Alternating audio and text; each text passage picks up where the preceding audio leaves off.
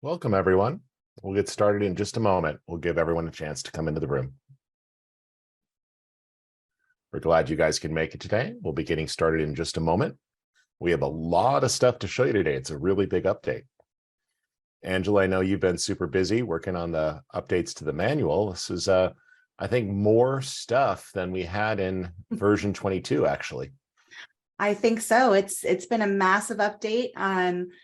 The new manual is live with all of the new updated tools. So feel free to jump into manual.mylio.com and browse and get information on all the new features if you need help using them.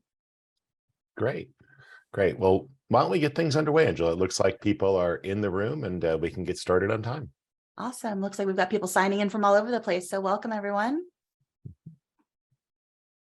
All right. Well, Rich, the floor is yours. I'll let you go ahead and do an intro and a quick walkthrough of what's in the update, and then we'll start diving into specific topics as we go through the next 4 hours. Great. And we got a lot to share. We're going to take a look at a couple things right away, but why don't we kick things off with what you guys can expect?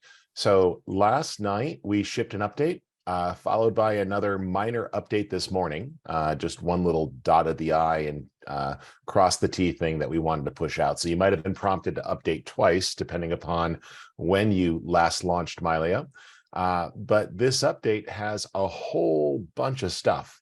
So this is just the short list.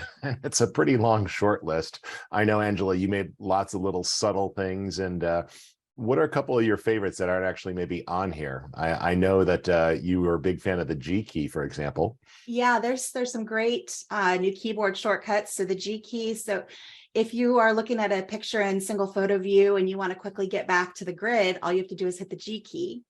So that's one of my favorites. And if you use other photo editing software like Lightroom or some other editing photo management tools, that should be pretty familiar to you because that's one that's used by a lot of applications.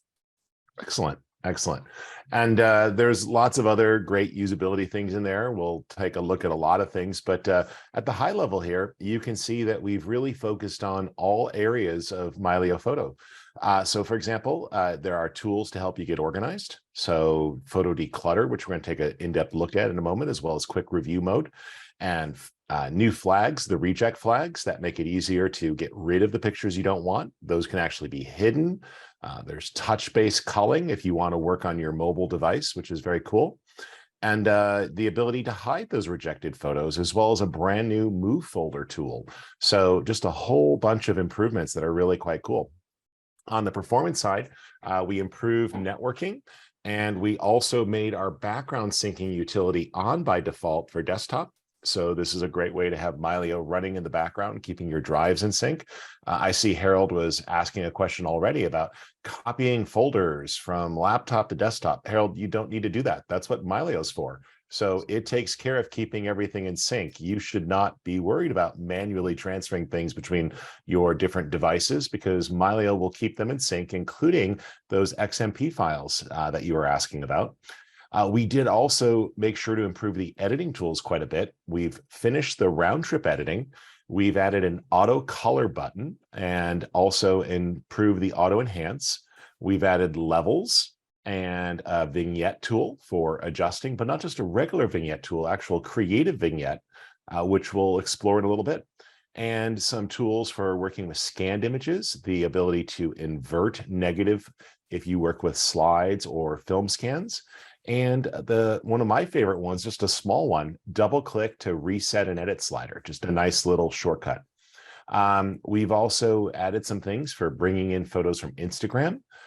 Major improvement to the copy paste functionality, which is a great way to get things out of Mylio. You can take it to just about anywhere from Mylio Photos with copy and paste. Safe Share, which we'll talk about a little bit later. And then we expanded support for Fujifilm and also some new Olympus cameras. And some background syncing with iOS. It runs in the background. The Mylio inbox and some improvability with the right-click and quick action menu. And this is everything that fit on one slide, but actually not everything. There's other things too. Angela, I know another one you like is the shortcut for seeing if there's something in an album. I can actually show that really quick, but tell them about this, for those who like to use albums.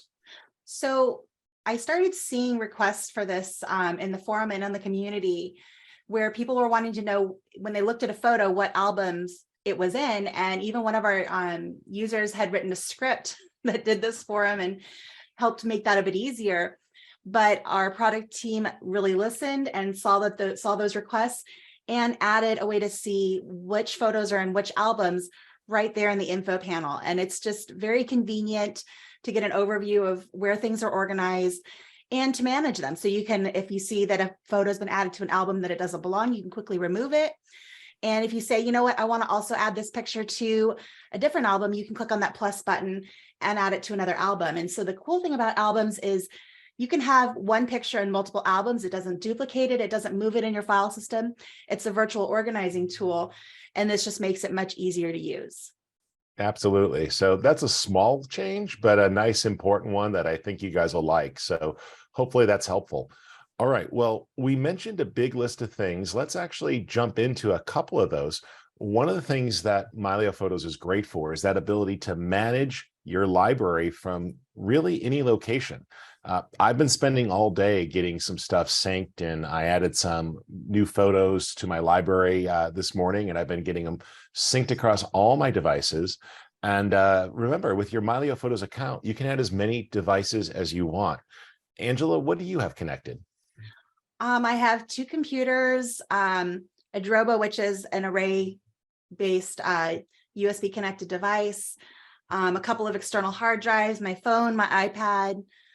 I think that's it for my main account. And I have some other devices that I connect for a test account. Yeah, I have a lot of devices because I like to push my Mylio Photos pretty hard, but this is the computer I'm on right now, my Mac Studio, and you can see how it tells me it's transferring files from my main home base here to some other vaults for backup, which is cool. And my laptop is in sync. I've got two computers I shut off that apparently need a photo I took at the gym this morning on my cell phone. So it lets me know that it's missing a picture. But you can see exactly where everything stands in all your devices. And so, for example, my iPad is on and in sync, and this makes it easy to see what's going on. But one of the things that's really cool is that ability to actually move photos around. I think this is perhaps one of my favorite changes, Angela, and it's small, but it's pretty important. And it's the move photos option. It's just so much easier to get your photos moved where you want. So for example, maybe let me jump right in here to one. This is one I'm rebuilding. Let me go here and open up this one. Here we go. And maybe I want to move some photos to a new location. Well, what I can do is select those and grab them like such, and then just invoke the move to folder, which brings up a great new dialog. Now, what's going on here, Angela? There's a lot of choices. There is. So the first thing you might notice is there is a folder tree, and that is the coolest part of this to me, that you can quickly dial down into your folder structure. And this represents what's on your hard drive on your computer, not just in Mylio Photos, and you can find the actual folder where you want to move things to. If you know the name of the folder, you can type that in at the top and it'll pull it up quickly for you. Or if you've been moving things around and you want to get to something that you recently accessed, those recent folders at the bottom are a quick shortcut. And what that does is it actually bounces you to that location in the folder tree. It doesn't actually select that folder. So you can go to that location and be like, I know that, Nellis Air Force Base right next to it was the one I wanted to go to. Natural Bridge was close. So you can click on Natural Bridge and you get there. And it's just a much quicker and easier way to navigate around your folder structure. Yeah, and you can also start to type in things and find a folder and jump right to it if you need to. So it's filterable. And, in this case, I want to move these from one location to another. So I could just make a new folder here called Lighthouse. It's always hard to type when you're trying to talk on camera. There we go. Create. It really is. And it's now targeted, and I can select it, and it does the move.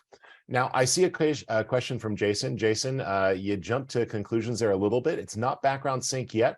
What we have is a background camera import for iOS that works some of the time. iOS has some limitations, but you might notice on iOS that it's able to keep the camera roll imported as it goes. We are working on background sync for both iOS and Android right now, but that feature is not yet ready to release.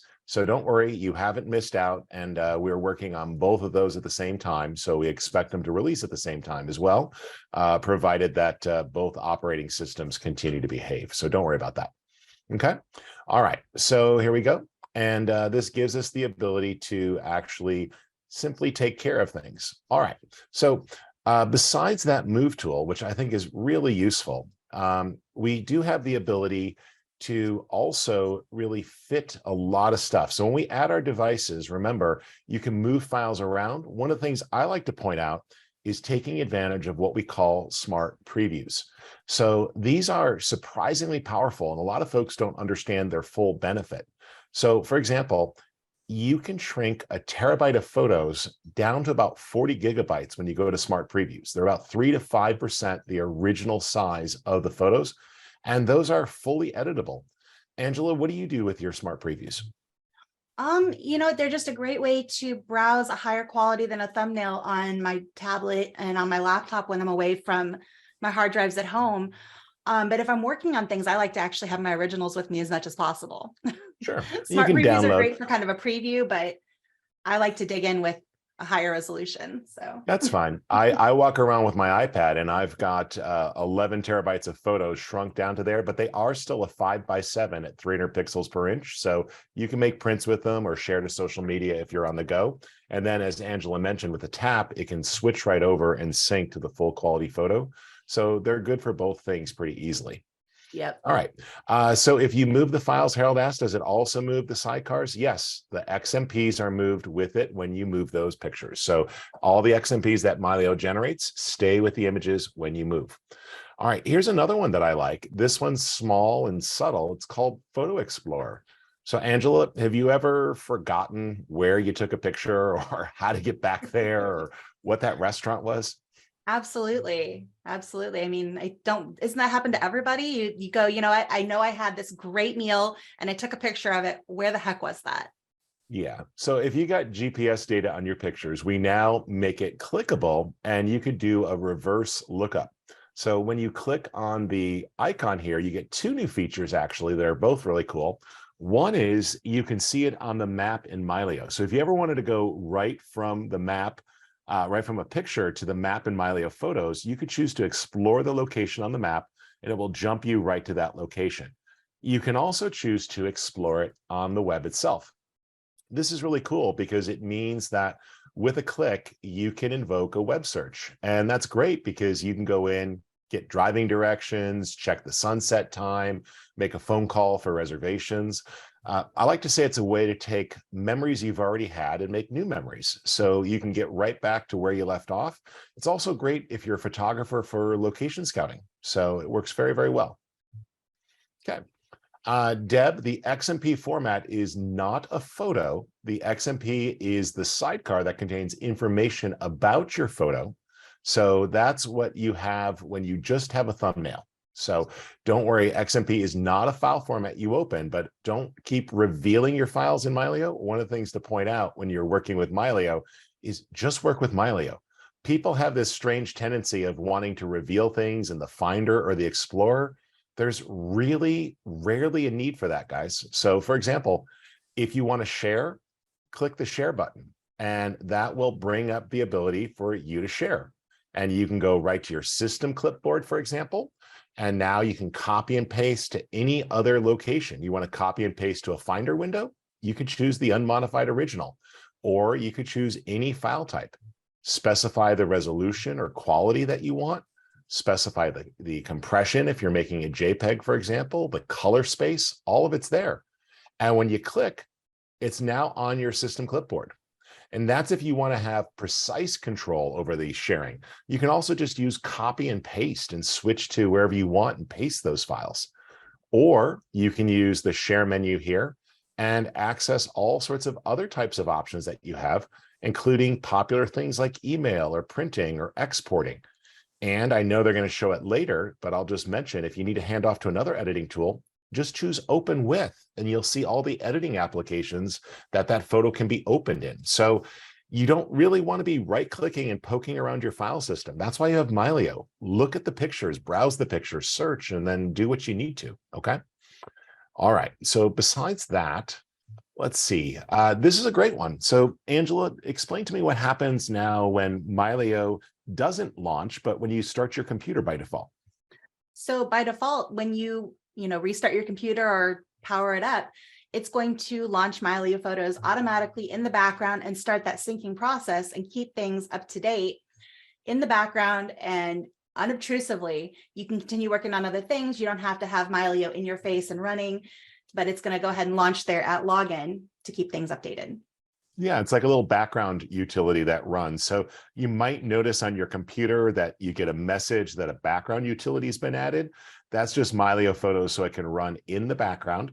And if you need to adjust the settings for that, you'll find it under General. You want the Launch Mylio Photos at Login enabled and the Quit App on Close disabled. That'll allow Mylio to keep syncing in the background, and Mylio Photos will keep everything up to date. If you don't want that, you can turn it off. But for most people, it doesn't take a lot of resources for syncing to run. This is just going to make things so much better, so you have everything in sync as you're working. And really straightforward. You'll find that on both Mac and PC. Now, this is one I'm really happy with, and that's because I have to often work with scanned images. So we added a new adjustment called Auto Color, and we will be rolling out one called Auto Tone in the next update later this winter. And these are adjustments that are designed to auto enhance the image. So this works really well with a brand new adjustment. Now, Angela, you're going to do an in-depth edit a little bit later. Yep. But I think it's worth taking a look at maybe some scans or negatives. So what's happening here when you scan in a negative? What might be a situation when you end up with a negative, for example? Well, you're going to end up with an image that looks not like you intended it, not like you remember from a print that came from that negative. So yes. Yeah. So I'll reset this one here, in fact, because I'll show you what it actually looks like when you scan it in on your scanner. It looks like that, and that's not usually desirable. No. It's a little scary, that's isn't what it? you usually send it to a lab to do, and they take care of it and they print it for you, and then it looks right.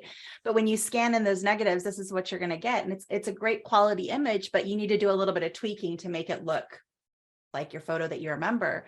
Yeah. So, and it's much easier now, right? Oh, it's so easy.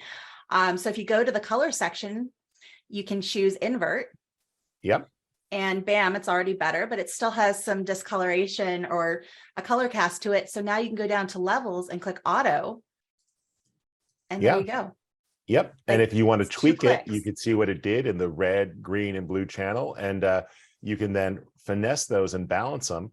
JC, I know that you're going to be showing some stuff a little bit later, but you're a fan of diving, and these red, green, and blue channels are helpful for you as well, aren't they? Oh, so helpful. Absolutely. Very, very helpful. It's so easy to bring in specific color. When you're diving, as you go down the water column, you start losing certain colors, specifically the red color much more quickly than other colors. So being able to control one channel specifically is a godsend. And I could, for example, just bring in the black on my jacket here and pop the whites just a little bit, and then move this middle exposure slider there just to bring back the skin tone. So levels are very powerful and completely new. We're really happy to get that adjustment in there. And I won't steal your thunder from later, Angela, but it's really nice to be able to set your subject on the vignette, and you can actually click to place that and then go into your vignette tool and just put a little vignette there. I'll put a little bit strong just so everyone sees it, but we can feather that, get a nice gentle transition, and just guide the eye up to the subjects there by offsetting it and placing the vignette around the face rather than the belly button. So just a nice way when you're tweaking your portraits. Definitely. So I see, does it work the same from an old photo scanned negative? Yes, if you scan negatives, it's just great, Deb. So I was showing scanned film, scanned slides that are negatives will work the same.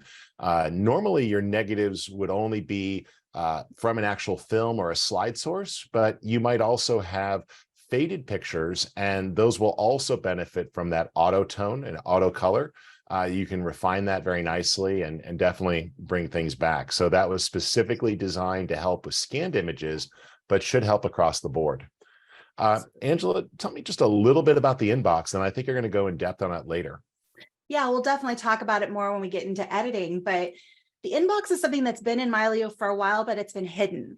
So unless you were editing things on mobile devices with external editors, let's say you went to Photoshop Mobile or Snapseed or something else, if you save that image back to Mylio, then you would get this Mylio inbox.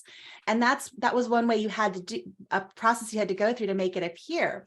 Well, now that Mylio inbox is on by default on desktop as well, and it's been added to the what's it called? Shortcuts. Shortcuts. That's the word I was looking for. Yeah, so the sidebar basically in your default Mac and Windows windows or the save panel. Exactly. So when you're working with an external editor, let's say you open with in Luminar Neo, and you go to export that back and you want that edit to show inside of Mylio. Well, Neo doesn't make it super easy to get it back into the original folder. You'd have to go hunting through your file system. So instead, you can save it directly to the Mylio inbox, which is there as a shortcut.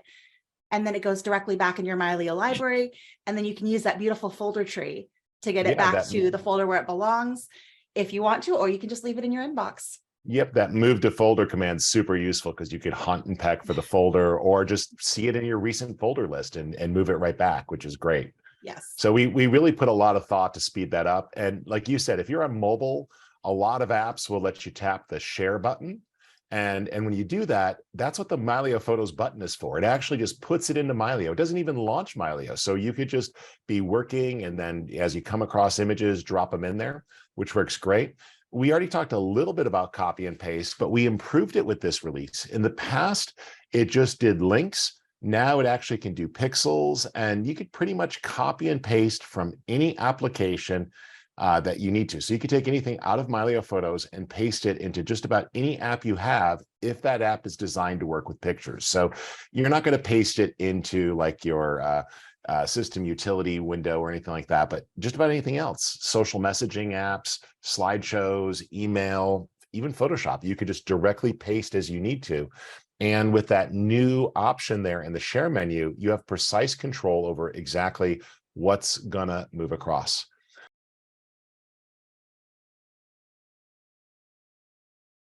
Okay, well, Angela, I think you wanted to talk about flags and QuickReview next. What is it that you like about flags? Well, flags are a tool that I've used. So a little bit of background. For many, many years, I used Lightroom Classic. And my primary way of culling through my images or going through and finding the ones that I wanted to work on and the ones that I wanted to get rid of were flags. When I jumped over to Mylio initially, all we had was a pick flag. We didn't have a reject flag. And that was always a bit of a hindrance to me going through and culling the way that I wanted to do, the way I was used to. Well, now Mylio Photos has both a pick and a reject flag and similar shortcuts, keyboard shortcuts, so I can go through and find my best images very quickly and get rid of the ones that probably should be either hidden or thrown away. So yeah, I'm going to let you give a demonstration on that in a second, Angela, but effectively the reject flag can be accessed with X. X is reject, and there's an X on the flag to indicate that this is a picture you don't want. When you do that, it's going to hide the photo, and that works out great. And it could either dim it or truly hide it depending upon a menu setting. And then later on, you've got a great command to clean up rejected files. So when you run the clean rejected files command, if you run it on a folder, it'll just clean up the rejected files in that folder. Or you could run it on your all photos view if you wanted to clean them all up, but this will actually then delete them and free up disk space. And there's lots of times when you're going to find yourself with extra pictures that you don't want from a photo shoot. You know, maybe it's accidental shots or you were shooting a moving subject and you wanted to really lock it in. So that's going to make it easy. And that's that delete rejected photos command there, which works pretty well. Angela, do you want to share the screen for a second and show a little bit of culling with picks and rejects? You're on mute, I think, by the way. sorry about that. I coughed and then I forgot to unmute. So let me go ahead and I'm going to share my screen and then I'm going to actually jump over to sharing on my iPad because that's one of the easiest ways to go through and cull images. And there's a couple of different ways we can do this. So I'm going to go ahead and share my screen. Up on the screen, you'll see on my Mac, I've got some images from a trip to a mission in Central California. But let me pull this up on my iPad and we're going to actually take a look at this on mobile because sometimes culling on mobile is even easier. So get out of this view. 1 second. Yep. And I see a question related to this. Well, I just saw a question. It just disappeared. Maybe JC already answered it. Let's see here. Is the rejected flag the same as the Lightroom Classic one? So interesting question there. So strange fact, there's this thing called IPTC, which is the group that sets metadata standards. And you're switching to your iPad, Angela? I am. Give me just a Okay. second. It's So the IPTC standards is the governing body that sets that. And Lightroom Classic doesn't actually follow IPTC standards. So they will let you reject an image while having it be a 5-star photo. So that doesn't actually work. And that's why the Lightroom Classic flags don't move back and forth. They're not actually exportable to any other tool. If you used Photoshop or Bridge and you rejected a photo, it would make it a -1 star, which is what we do. So the technical standard for a flag is -1, and that's going to actually mark that out. Angela, if you need to, I've got mine loaded, unless you're about ready to share. I'm trying. I'm having technical difficulties on my iPad, so go ahead and jump in with yours, and I can always switch to No mine problem. when it's ready. No problem. I'll go ahead and switch to my screen here really quick. So, and I'll just switch over to QuickTime where I should have it playing. There it is. Perfect. Okay, so let's go into a folder here. And I was just checking my sync. And what's really cool is that we have the ability to cull. So if I want to go into a folder, first off, one of my favorite things is this option here to show as container versus not. This is one of those little hidden gems. So if you go to a folder and there's a bunch of subfolders, like, look, I got 39 subfolders in this one and 28 here and 44 here. That's a lot of subfolders, but you can flatten all that very quickly. So let's go in here, and I have that ability there to show that as a container and see all the subfolders, or show the media and it goes to a nice flat view, which is really cool. Now you'll find if you go under your More menu, you have an option called Quick Review. And when you see something like this, like a blurry photo because it was a little too long of an exposure and the cat moved its head, no problem. Angela, you're on the younger generation than I am. So if I wanted to get rid of it, what am I going to do? You're gonna hit the X key on the keyboard.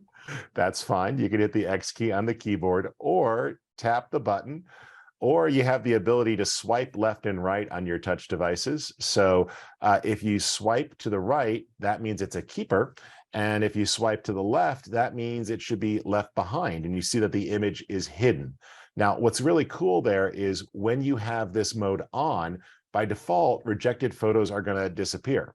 So they'll just drop from the selection. And then you can just go right through and get rid of your rejects. Keep, reject, reject. And as you go through, it's nice and simple. Keep. And so this makes it easy. Or if you prefer to, we can also drag up and down, and you see how the stars are changing, and we can actually assign a star rating right away. So Angela, this is designed for one-handed operation on a cell phone. In fact, like you can literally be in line waiting at the grocery store checkout lane, and the stars will transfer back to Lightroom or any other tool. And every other tool that uses the IPTC standard for reject, the reject flags or the pick flags will as well. Yep, definitely. So I've got my iPad up now and it seems to be working. Great. I'll go ahead and I had to stop restart sharing. it. No problem.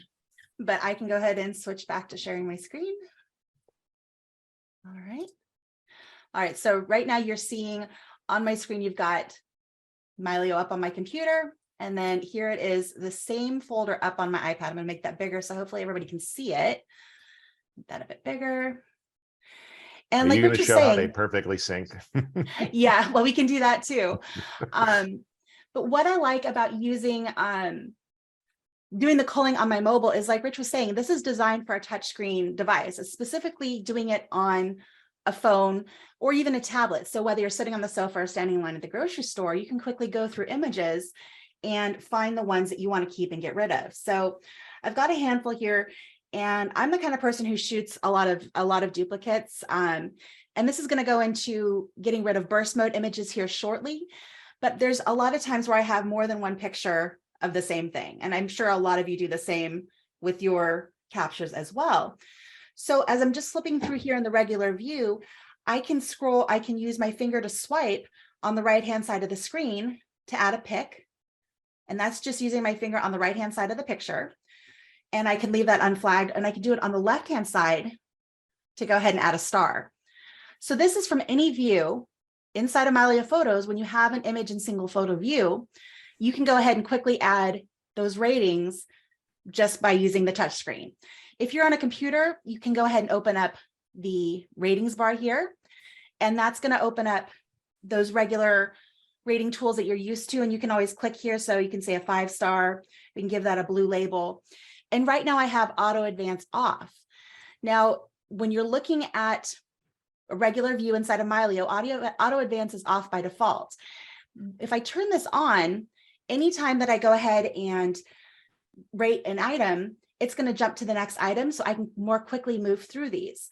Now, I prefer to typically have auto advance off. And if I want to quickly move through things, I can then switch to that quick review mode that Rich mentioned earlier, go up to the more menu and just jump into quick review. And this removes all of those distractions, and I can quickly go through these images, and I can click on them inside of the film strip to see different versions. I can zoom in to see, okay, is this sharp? That's pretty sharp. There we go. And I can say, you know what? I don't want to keep that one. I do want to keep that one. I gave that one a 5-star, but you know what? I'm going to go ahead and give that a reject because there was another one that was actually maybe a little bit more sharp. And this is one thing that Rich brought up, is the IPTC standard for a reject flag is actually a -1 star. So because I gave this one a 5-star earlier, Mylio wants to clear out those 5 stars and give it the -1, and that is that reject status. So that's something to note in how while you're going through these things is, if you're going to add a reject flag, it's going to clear out any other star rating that you might have already put there. So I'm going to go ahead and say, yes, that's fine. And if you And don't now want to that's see that reject. dialog box, you can tell it not to show it to you again, or you can leave it there as sort of a reminder of, well, maybe you changed your mind. Yes. And from this particular mode, there's some also very cool gestures. So where I mentioned when you're in a regular view, when you're not in quick review, using your finger on the right-hand side of the image will change the flags. Using your finger on the left-hand side of the image will change the stars. Inside this mode, it's kind of like Tinder for your photos. You can decide what you like to keep by swiping to the right and what you want to get rid of by swiping to the left. So let's say I want to keep this one. I swipe to the right. This one's a little too dark. I can swipe to the left. This one's way I too remember bright. it as the ones that are swiped left are left behind, and the ones that are swiped right are the right ones to keep. Yes. And then if you're there's- Instagram style, we also added that shortcut, Angela, I believe. yes, so you can double tap on an image and that marks it as a pic. So if you're used to scrolling through Instagram, Vero, some of the other photo-centric social media, double tapping on a picture adds a like. So that same gesture works here. Now, if you prefer to work with star ratings, all you have to do is, instead of swiping left or right, you swipe up or down. So I can move my finger onto the screen up or down to go ahead and just change those star ratings. You'll see them changing there on the screen. So let's go ahead and give that a 5-star. This one's not so great. I can go ahead and give this a 1-star. All right. Okay. And that one's not so bad. So I'm going to go ahead and keep that one as a pic. This one's too dark. We'll give that a reject. And so it makes it very quick and easy to scroll through many, many photos. This mode is a lot of fun, and it has really helped me clean up my images, go through and cull and find those best images, the ones that I want to pay more attention to, and the ones that I want to get rid of. So as I cull, the thought process that I usually have is it's something I do when I first look through my images. The ones that I mark as pics are ones that I want to pay more attention to. Those are the ones that I'm going to go back and edit. And once they've been edited, that's typically when I'll add a star rating to be like, this is something I just want to share on social media. So maybe that's a 3-star. 4-star is going to be something, you know, this is pretty good. I want to put this on my blog. And a 5-star is going to be something that's going to actually end up in my portfolio. So everybody has a little bit different criteria they use for star ratings and for flags, but those are the ones that I use. And it's worked really well for me for many, many years. And What it's do a you think, lot Rich? easier, Angela, to just make picks of keep or reject right away, rather than trying to judge, is it a 3, a 4, or a 5? This just Absolutely. basically says, oh, I'm going to work with this or I'm not. And it is a non-destructive delete. So it is hiding those items. Now, Angela, you have it set to dim. If you can exit out of that mode for a second, there is a way that you can control that, right? If it dims or hides. Yeah, so let me go ahead and go back to grid view here. You can see that some of these are grayed out. If I want to actually hide those, I can go up to the more menu and turn off show rejected photos.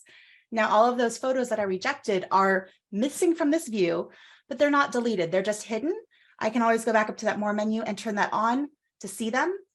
And then if I go ahead, I'm going to stop sharing here on my iPad and go back to the computer. Give me just a second for that to shut off. And we'll jump back over here to Mylio. Come on. There we go. All right. So I can do the same over here. So again, the pictures show, you can see which ones are grayed out. So all of those settings that I did on my iPad just transferred over to the computer very, very fast, even though I have Zoom running and a lot of other stuff open on my machine right now.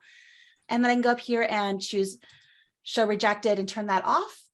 And if I want to get rid of these, all I need to do, I prefer to turn them back on. And you can do a filter here really quick and go to flag. And I can say, show me all my rejected photos. And I can take a look and go, yep, those all need to go. Go up to the organize menu and I can delete rejected photos. And it'll ask you to confirm before you actually delete them. And even if they're hidden, it's going to tell you you're deleting rejected photos. So it's going to be nice and safe when you do that. Yes. But remember, when you delete, you are deleting. Mylio Photos does actually manage media, so it'll free up space. But if you delete, it is a 3-step delete process. So when you delete in Mylio Photos, it goes to your system trash can. Yes. And then you can always go in there and grab it. And if that didn't work, you would still have to empty your system trash can before they disappear. So you have to really delete twice. And that's because we don't want to be the last ones to actually delete photos. We want to make sure that you chose to delete 2 times before data is erased. And with this method, it's actually a 3-time delete. You can reject things and hide them, and then have to choose to get rid of them, and then choose a 3rd time. So I think this is a really safe way to clean up your photo library, and it's quite useful to narrow things down. Now, an alternative to this, if you're just trying to narrow things down and you don't want to delete anything, just put everything into an album, and then you can delete things from an album, and you're not actually deleting anything on your hard drive when you do that. Yep. Now there's a question here from Michael in the chat. I added star labels and flags this morning. How do I get rid of them? So great question. So let's go ahead and just click on this one here that I added a reject flag to. I can go into the rating and tagging rating bar here, and I can just click on the reject again. That takes that away. Another thing you can do is if you're using keyboard shortcuts, the period key will actually just toggle that, that flag status. Yeah. So right now, auto advance is on to jump to the next one. Let me go ahead and turn that off. And you'll see this is just toggling the flag status if I hit the period key. Yep. And you can also use the P key for pick and the X key for reject. So that works pretty well if you want to pick them that way. And it's pretty simple. There's lots of ways to get in there. There's a whole section in the manual, Angela, with keyboard shortcuts. And I can't tell you guys exactly when, but I think with our next update, we're going to be shipping a bunch more keyboard shortcuts. I was just working with the engineering team yesterday, and we've mapped about another 40 things that people have been requesting to keyboard shortcuts. So we went through the forums, which is a great place to post feature requests in the actual feature request area. But we read through a lot of the requests that were there, and we got a bunch of them queued up. All right, Angela. Angela, I just want to mention really quick, the gestures that you use for the quick review work great on an iPad with an Apple Pencil. So for those of you that are OCD like I am and don't like fingerprints on your screen, it works really, really well with the Apple Pencil. All of the gestures, left, right, setting the stars up and down, it's really great. Yep. Awesome. And if you do have a touchscreen computer like a Surface, or I have an HP that has a touchscreen, it does work on computers. Those gestures are for any touch device. But if you are on a computer or something that's not touch, you can also just use keyboard shortcuts or that on-screen tool.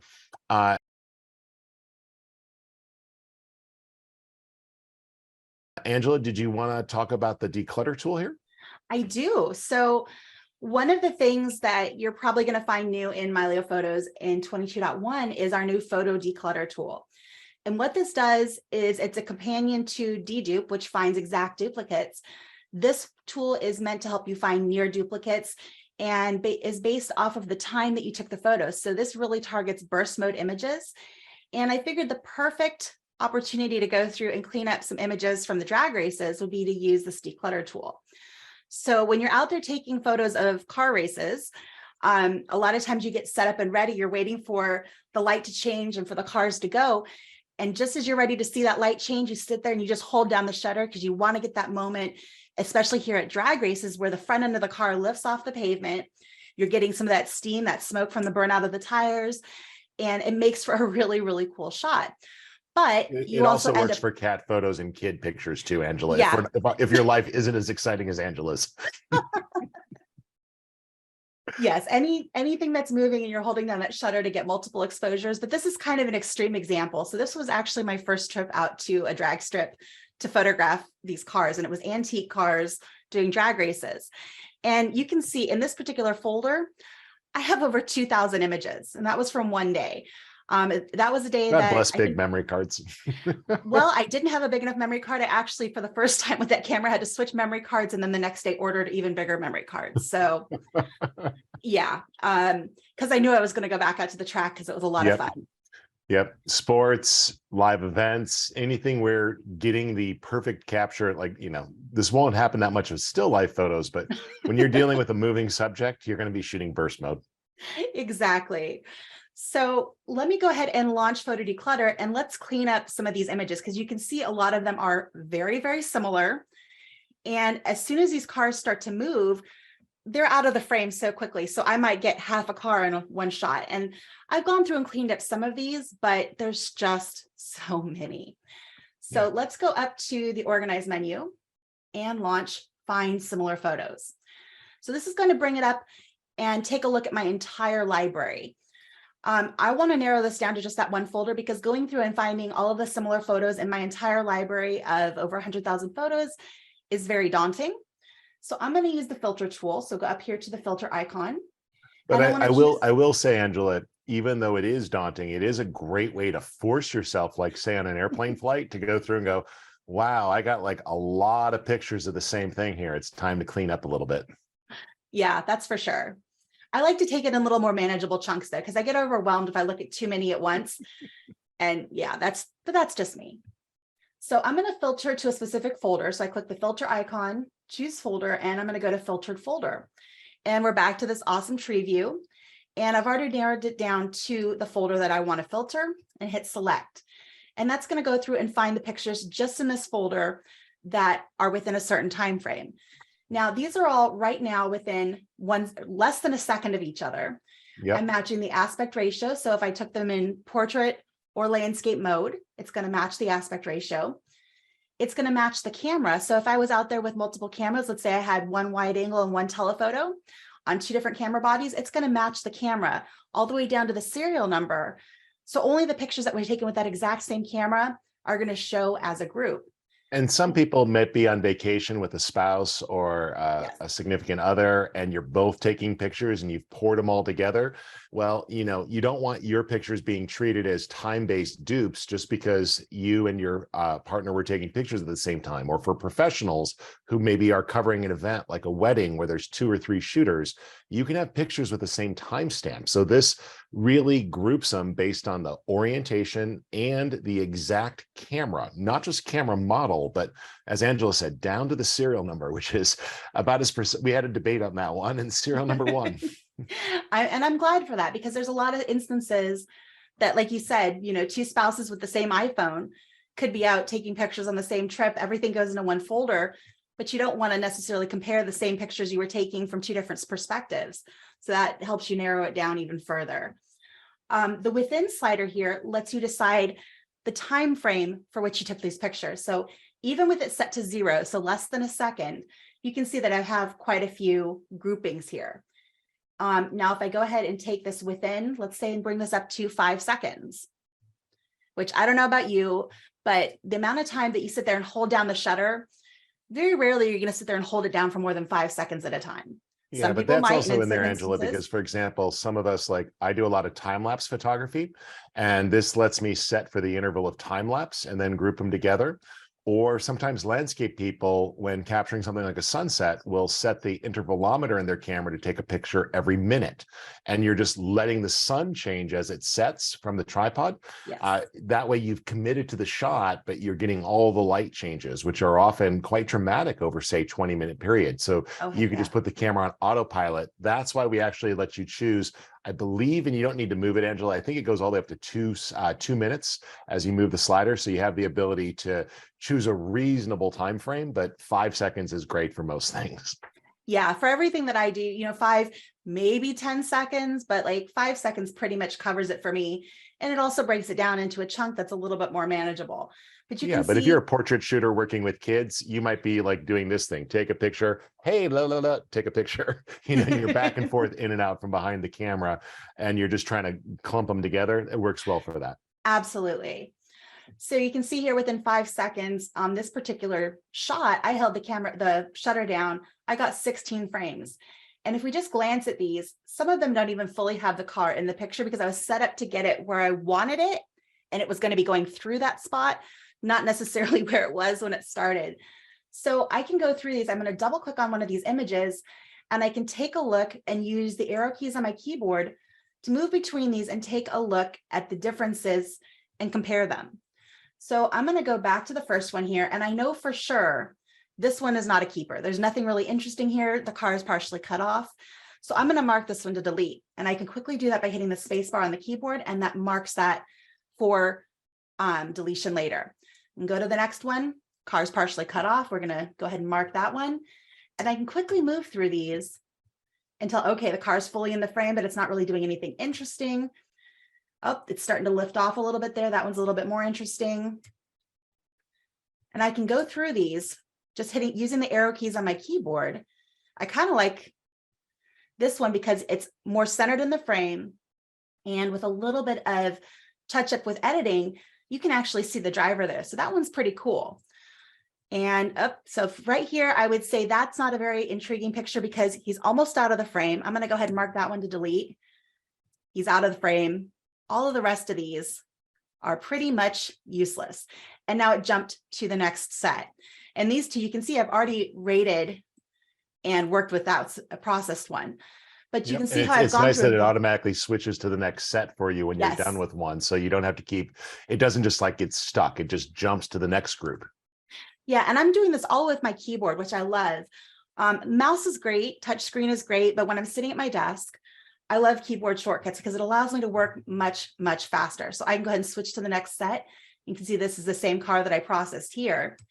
And I can go through again and decide which, if any of these, I want to get rid of or work on further. Now, as I'm looking at these, if I decide, you know what, I just want to hide that one, but I want to keep it, I can always use my pick and reject flags here in addition. So I can go ahead and mark that as a reject. Or I can go ahead and undo that, take that flag off of there. And let's say I want to mark that one to work on later, I can mark it as a pick. So you can do some of this rating while you're decluttering and go, you know what, that one has promise. I didn't notice it before, and mark it to revisit later. And you can go through then and just clean some of these up. So that one, again, partially off the screen, hit the space bar, it's marked for deletion, hit the next one. Yep, not a keeper, definitely not a keeper. And Angela, I believe if you turn on the auto advance, when you use the mark as reject, does it auto advance? If not, I'll have to fix that. It should.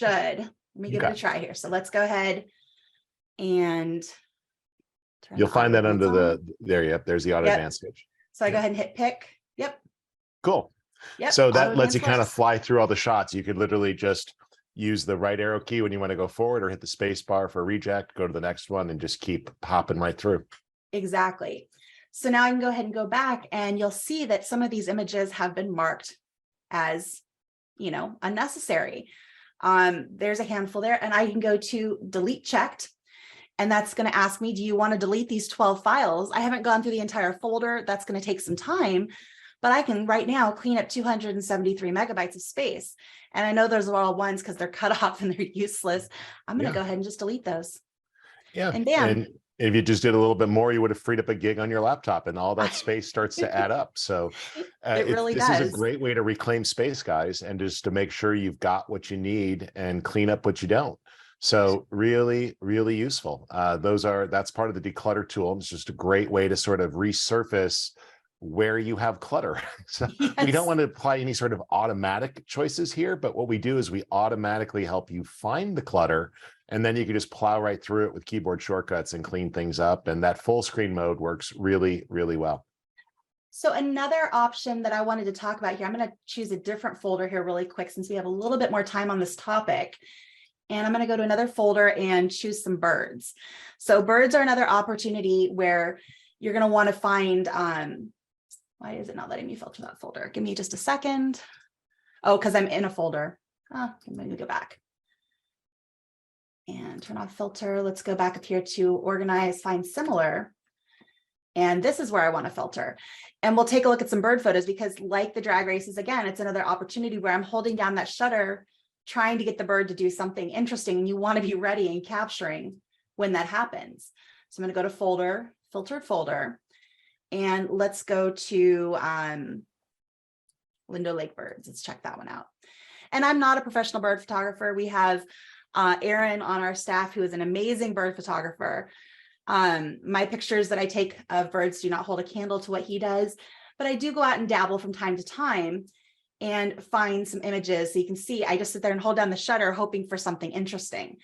And this was one here that actually I lucked out. I got that little bit of water dripping from the beak. And So, I tried it in Angela, black if and you want white. that to sound much more professional, you refer to that as creative serendipity. It's a process. Creative serendipity. There we go. Yes, it's called being patient enough to let the moment happen. Yes.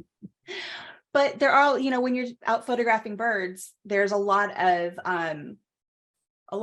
shots that are just misses, that are not very good for much of anything.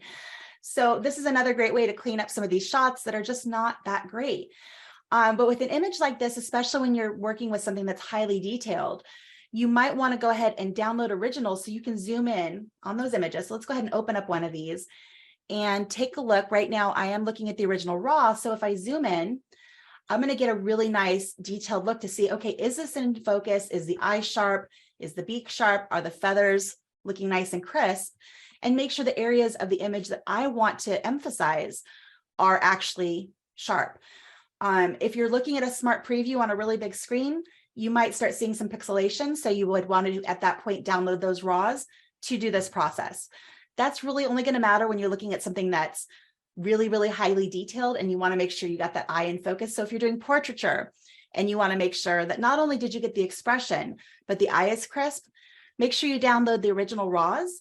And to do that, you can just go ahead and right click on an image and say download originals. And that'll get you that original quality on that machine. And you can go ahead and do a much more fine-tuned culling of those similar images. Anything to add, Rich? No, I think it's a great tool. It's very, very useful. I hope you guys find it a way to clean up your images. So there's just great options here. And remember, you can use both dedupe and declutter. They serve different purposes. Yes. Dedupe is going to find unwanted dupes that you get, and that can happen for a variety of reasons. Maybe you've imported photos more than once, or you've copied them to a hard drive and then you copied them in again. It just happens. As I was cleaning up my hard drives, I do definitely find dupes as I'm working. And then declutter works as well. So both of those are in there and very, very useful and great for cleanup. So be sure to check those out. And we'll keep expanding these tools as we go forward. But I love the fact that I could be working on the couch on my tablet and easily clean things up, or laptop. Now, the declutter tool is going to work even with smart previews. If you really want to do media management with dedupe, you're going to need to have the originals around, but you can actually run declutter without having all the originals downloaded. So you can really work from a tablet or a laptop that doesn't have your full library, that just has previews or thumbnails, and still actually get things done, which works out great. So in a second, we're going to have our first guest. I hope you guys are finding this helpful. Feel free if you have any questions to toss things in, and we're happy to answer those. I see JC's also being great and covering through things a lot. So that works well. I did see a question about the ability to use the Photo Explorer feature.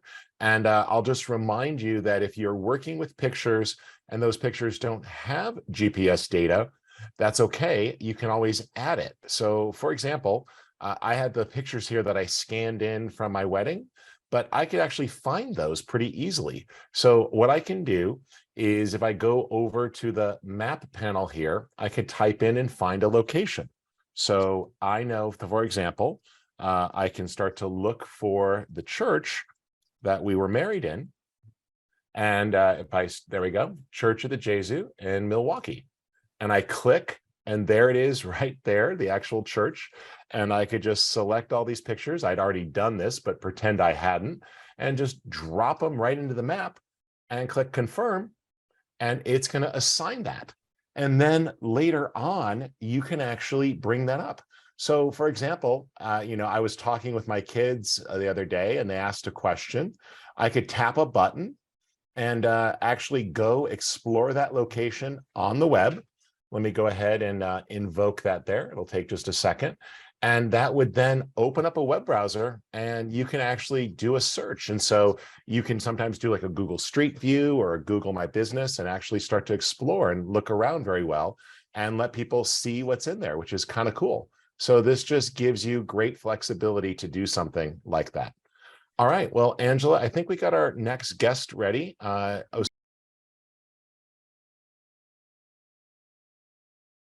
Osiris, I believe you're here and we're going to be talking about sharing, right? Yes. Excellent. Well, welcome. Glad you can join us here. So tell us a little bit about your role with Mylio Photos and also what you're going to show us today.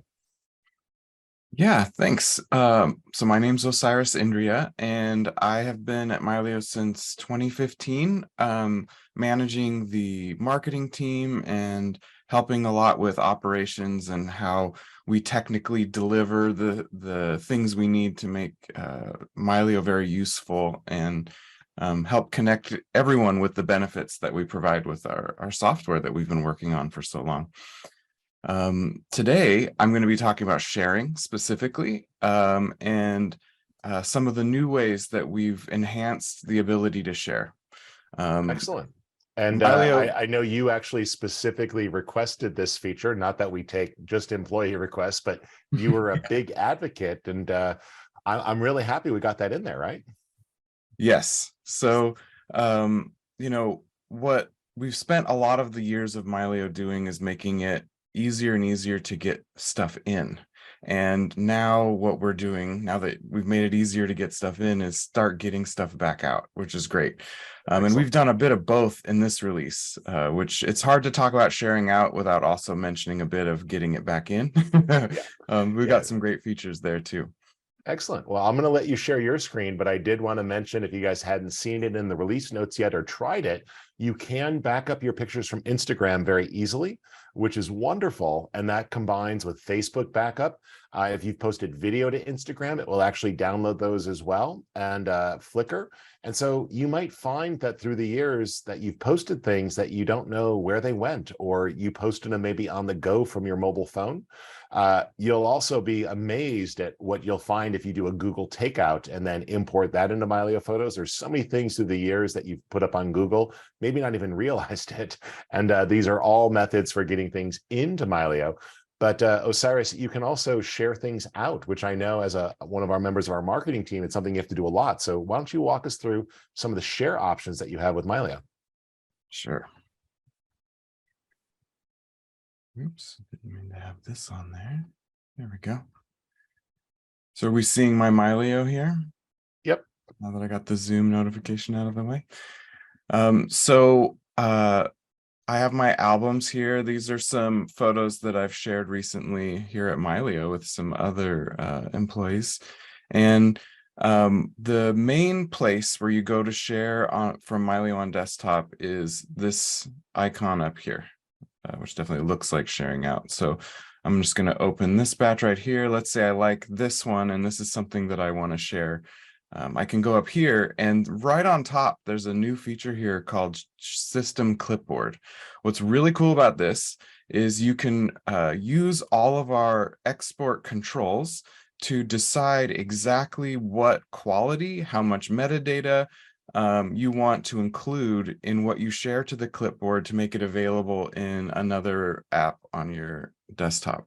So this is a new thing. So instead of exporting to your hard drive and then adding it to the app of your choice, you can just put it right into the clipboard, so you can take away that intermediary step and get it right where you want it to go. So this is really and you can make compressed files there ready for web sharing. You can make professional full quality files, or even the unmodified originals if you're trying to share those, because bluntly, stop poking around on your hard drive. It usually leads to things being moved accidentally, and you pull something out of your library. This makes it really simple to grab it.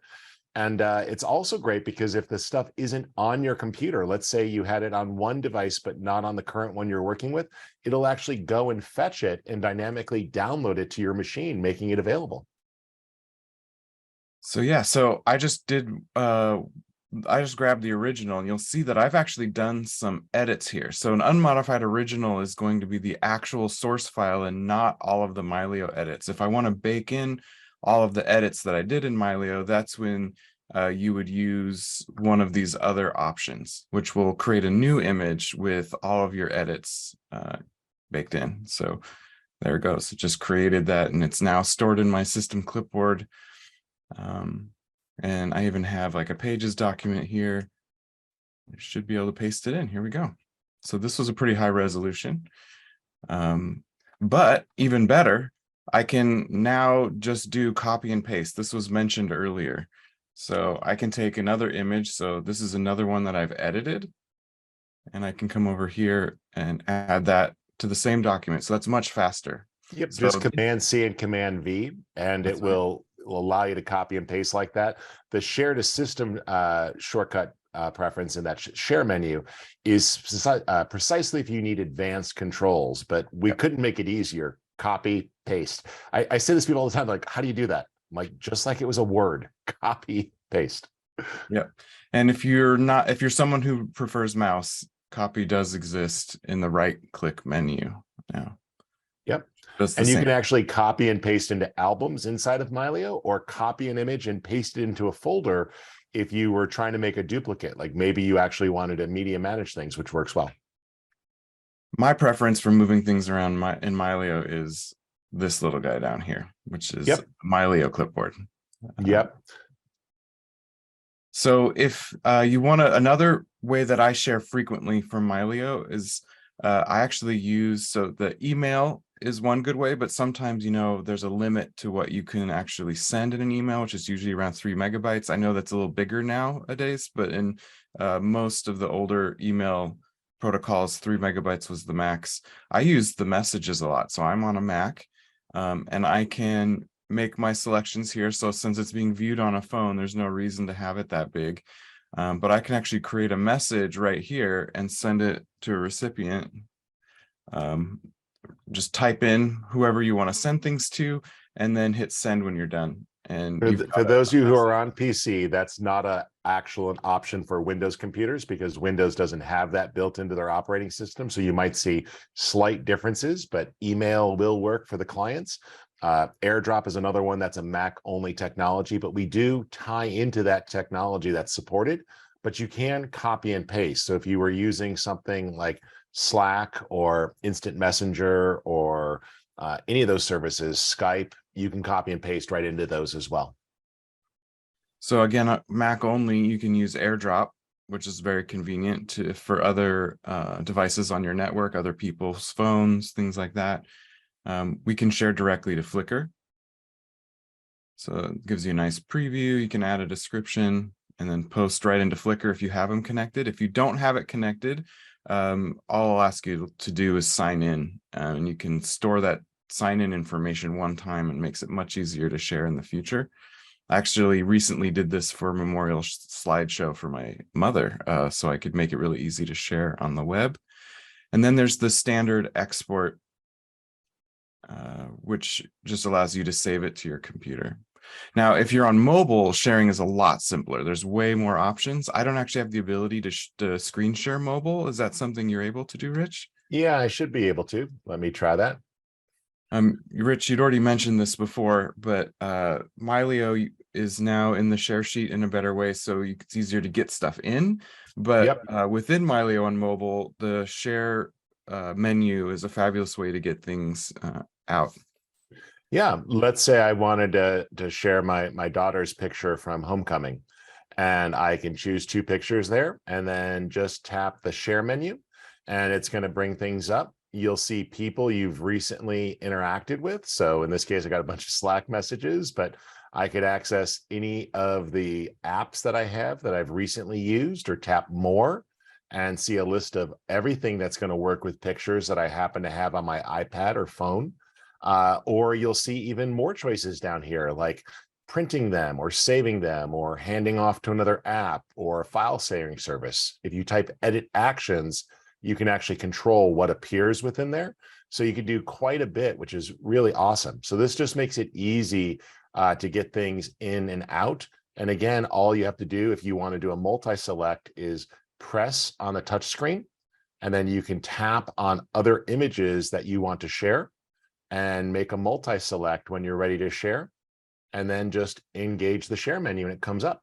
And that's going to be slightly different between Android and iOS. The choices will be, but the functionality is exactly the same, which makes it easy to get things out on your device. And again, this is also a great way if you want to do an external edit. So you can share to other applications, which works really well. Now, and if you're in this multi-touch, like you see here, excuse me, you might find yourself needing to tap done when you no longer want to make selections, but you can jump right in, and then maybe you want to enhance a picture a little further. So you can select a picture, tap that share menu, and then choose an application that you want to modify it in. This will actually let you open it up and then specify an app where you want to go. So for example, maybe I want to open this up in PixArt because I want to put something in. So you'd have to just sign into your account and you can do it, or you can choose another app that you have loaded. For example, I have Photoshop Express. It'll go ahead and ask you to confirm. And then once you tap, it'll open it up. Give it a second, it's there. And then maybe I want to make a black and white version of this, or a very stylized color version. I can do all these different enhancements here, make that adjustment. And when I'm all done, just share it back. So for example, let me just do one more thing. I'm going to add a overlay texture here with a little bit of a paper stock. There we go. And you see these different choices that you can explore. And you can actually load these. And so they just have different styles that you can choose from. And it's a lot of fun. So you could play with the image, come up with different options. I actually like that. And then with one click, there it is. And you'll see you can actually go in and same thing, tap more, locate Mylio Photos and tap, sends it right back to Mylio, switch to Mylio, go back into my inbox, and you should see it. It'll pop in there right at the thing there. There it is. It just popped right in and added it right back to my inbox there. And it was added. There it is. So you see it actually handed it right back and forth. So you can share with people or share to other apps super easily, which is a lot of fun. So Osiris, what's some of the other things to think about here as we're sharing? We also added a new tool to make it a little bit safer when you're sharing. Yes, that's one I'm really excited about. So it's becoming more and more of a concern, especially when we're watching Twitter imploding a bit these days, and a lot of the safety risks out there are even a bigger concern. You know, a lot of our pictures, maybe we don't know this, but our pictures come with a lot of hidden data. We call it metadata, and that can include, like if you're taking a picture with your phone, That can include location. It includes the device that you're on. A lot of other information that can be used to get more from just an image than what's visibly available. So a lot of times when we're sharing on social media, our goal is not to give people enough information to locate and find us. And, Right. we just want to show something cool that we're doing. So we have a new feature called Safe Share that makes it really easy to strip all that metadata out. So you're just sharing the visual experience and not all of the additional data that can come with a photo. Yeah, so if you're on mobile devices, what you could do is you could actually go under your settings and you'll find it under your export and sharing settings. And what you could do is just leave Safe Share turned on. And that means that when you share, it will automatically remove things like the GPS metadata and other options so that people don't know exactly where you took the picture. It also removes things like the timestamp and the date stamp and things like that to really anonymize things. As we go forward, we're going to do more things as well to further make things more anonymous when you post. So we're exploring options like scrambling the file name. And we're also going to start to search for things because, for example, you might not realize it, but your photo library is filled with all sorts of things. Like if I typed in the word password, I actually have multiple images here in my library where the word password appeared, like the back of my router or, the connection to my camera or on a screenshot, believe it or not. Like, look how small that is. OCR can read that. And so can hackers who scan your photos and look through social media. So we're going to be adding a list of identity theft words here soon that people sometimes use to do bad things, bad actors do. And that will clean that up and make it a little bit easier. But if you leave Safe Share on your mobile device, you don't have to worry so much about sharing. And we'll also put that into the desktop version where you can control that very precisely, which works out really well. Good. So Cyrus, what else are you excited about related to sharing or with this release? Do you want to share your screen? I know there's been a long-standing edit tool that you've been hoping for. Yeah, I was hoping you would invite me to talk about it since we got a little bit of time here. So I was actually doing a lot of these new side-by-side comparisons. So I've been using Mylio a long time. I said I've been using it since 2015, and I've used many iterations of a lot of our various editing tools. And the one that there's two that I'm extremely excited about. And one is this little guy right here, Auto Color. We also have this great tool right here, which is comparing the original to whatever edits you've made. So I'm going to click this right here. So this is a slide taken on Kodachrome from the 1940s by my grandfather of the Swiss Alps. So we have a painter here painting the Swiss Alps. It's a great photo. The color is still very good when I got it scanned a couple years ago. But when I click this auto color, it's pretty amazing how immediately better that really makes this image with a single click. Yeah, and I want to point something out to folks because I'm a little bit of a nerd who worked with the person who put this feature in play. This is not the auto button that you'll find in other tools. So the only other tool that can do this is Photoshop, and it's a hidden feature in Photoshop. You have to alt click on the option or alt click on the auto button and then choose two checkboxes to pull this off. This is called per channel color contrast, which is a nerdy way of saying auto color.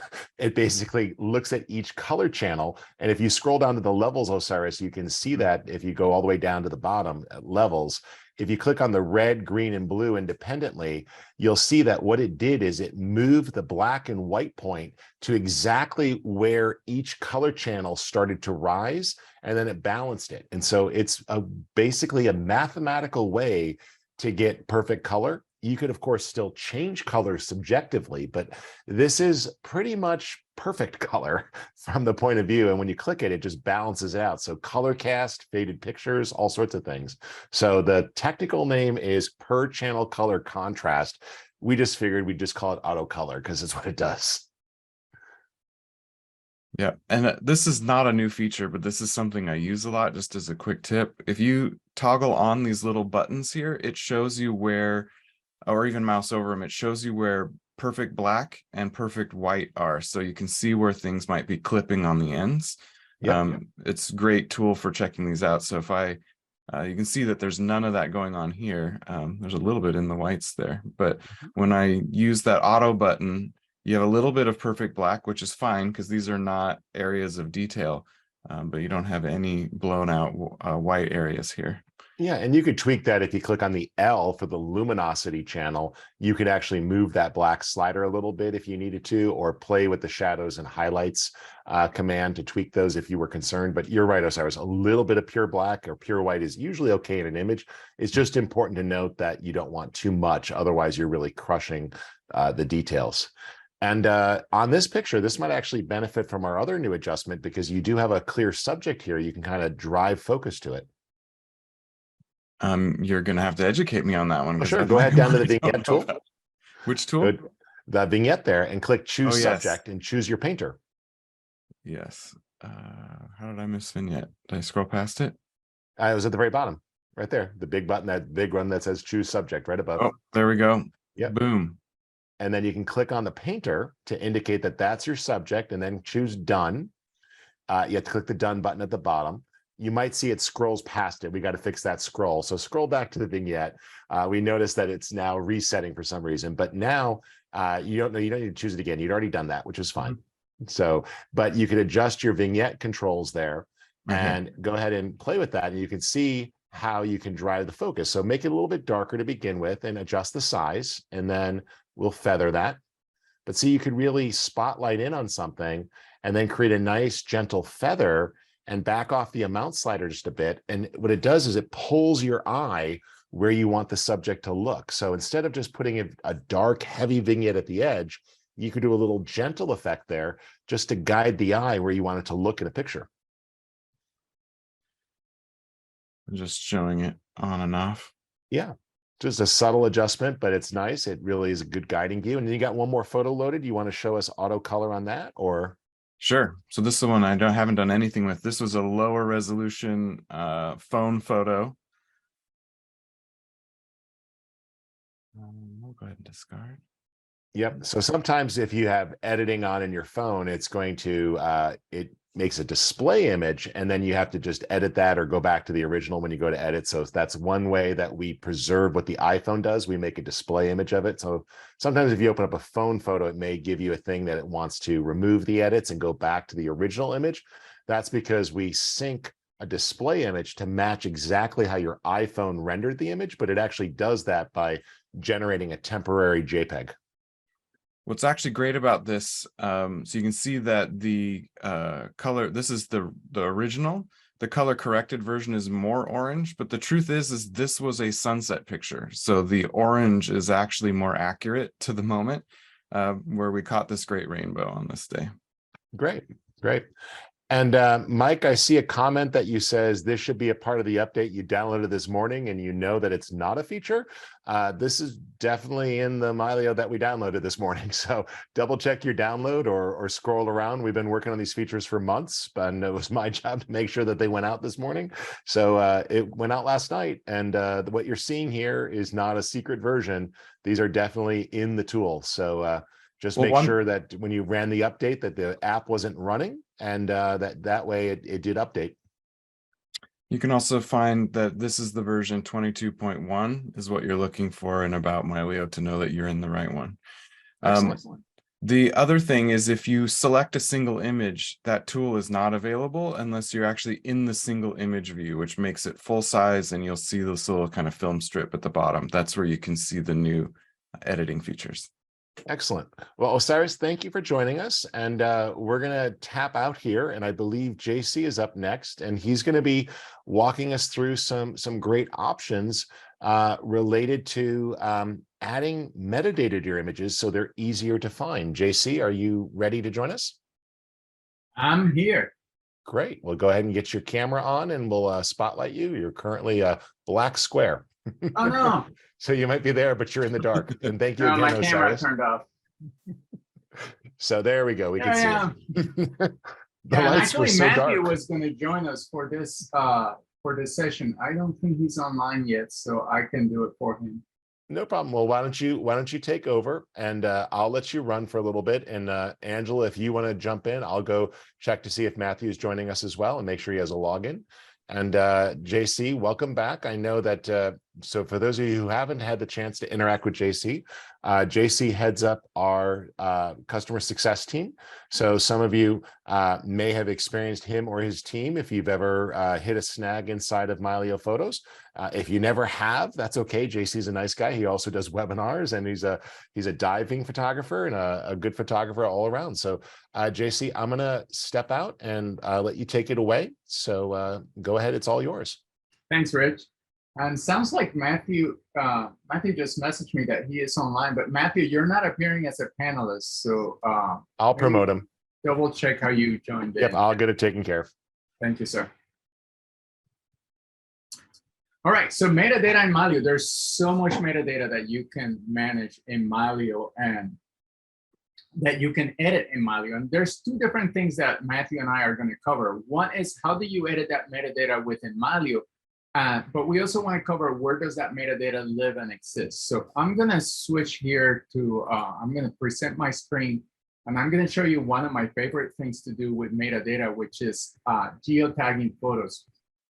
Rich briefly mentioned this earlier, but I'm going to show you a different example. So you'll notice here that I have a bunch of underwater photos, and GPS is not something that works underwater. So if I click on any of these underwater photos, they don't have any metadata on them. They won't appear as having a location.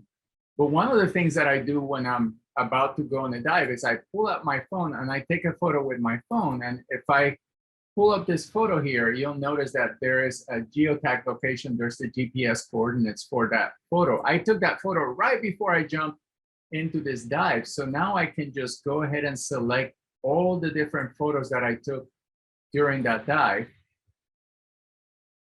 And I'll be able to just copy the metadata from one photo, from the photo I took with my iPhone, which has the GPS coordinates. So I'm going to select those coordinates and I'm going to just hit copy with my keyboard.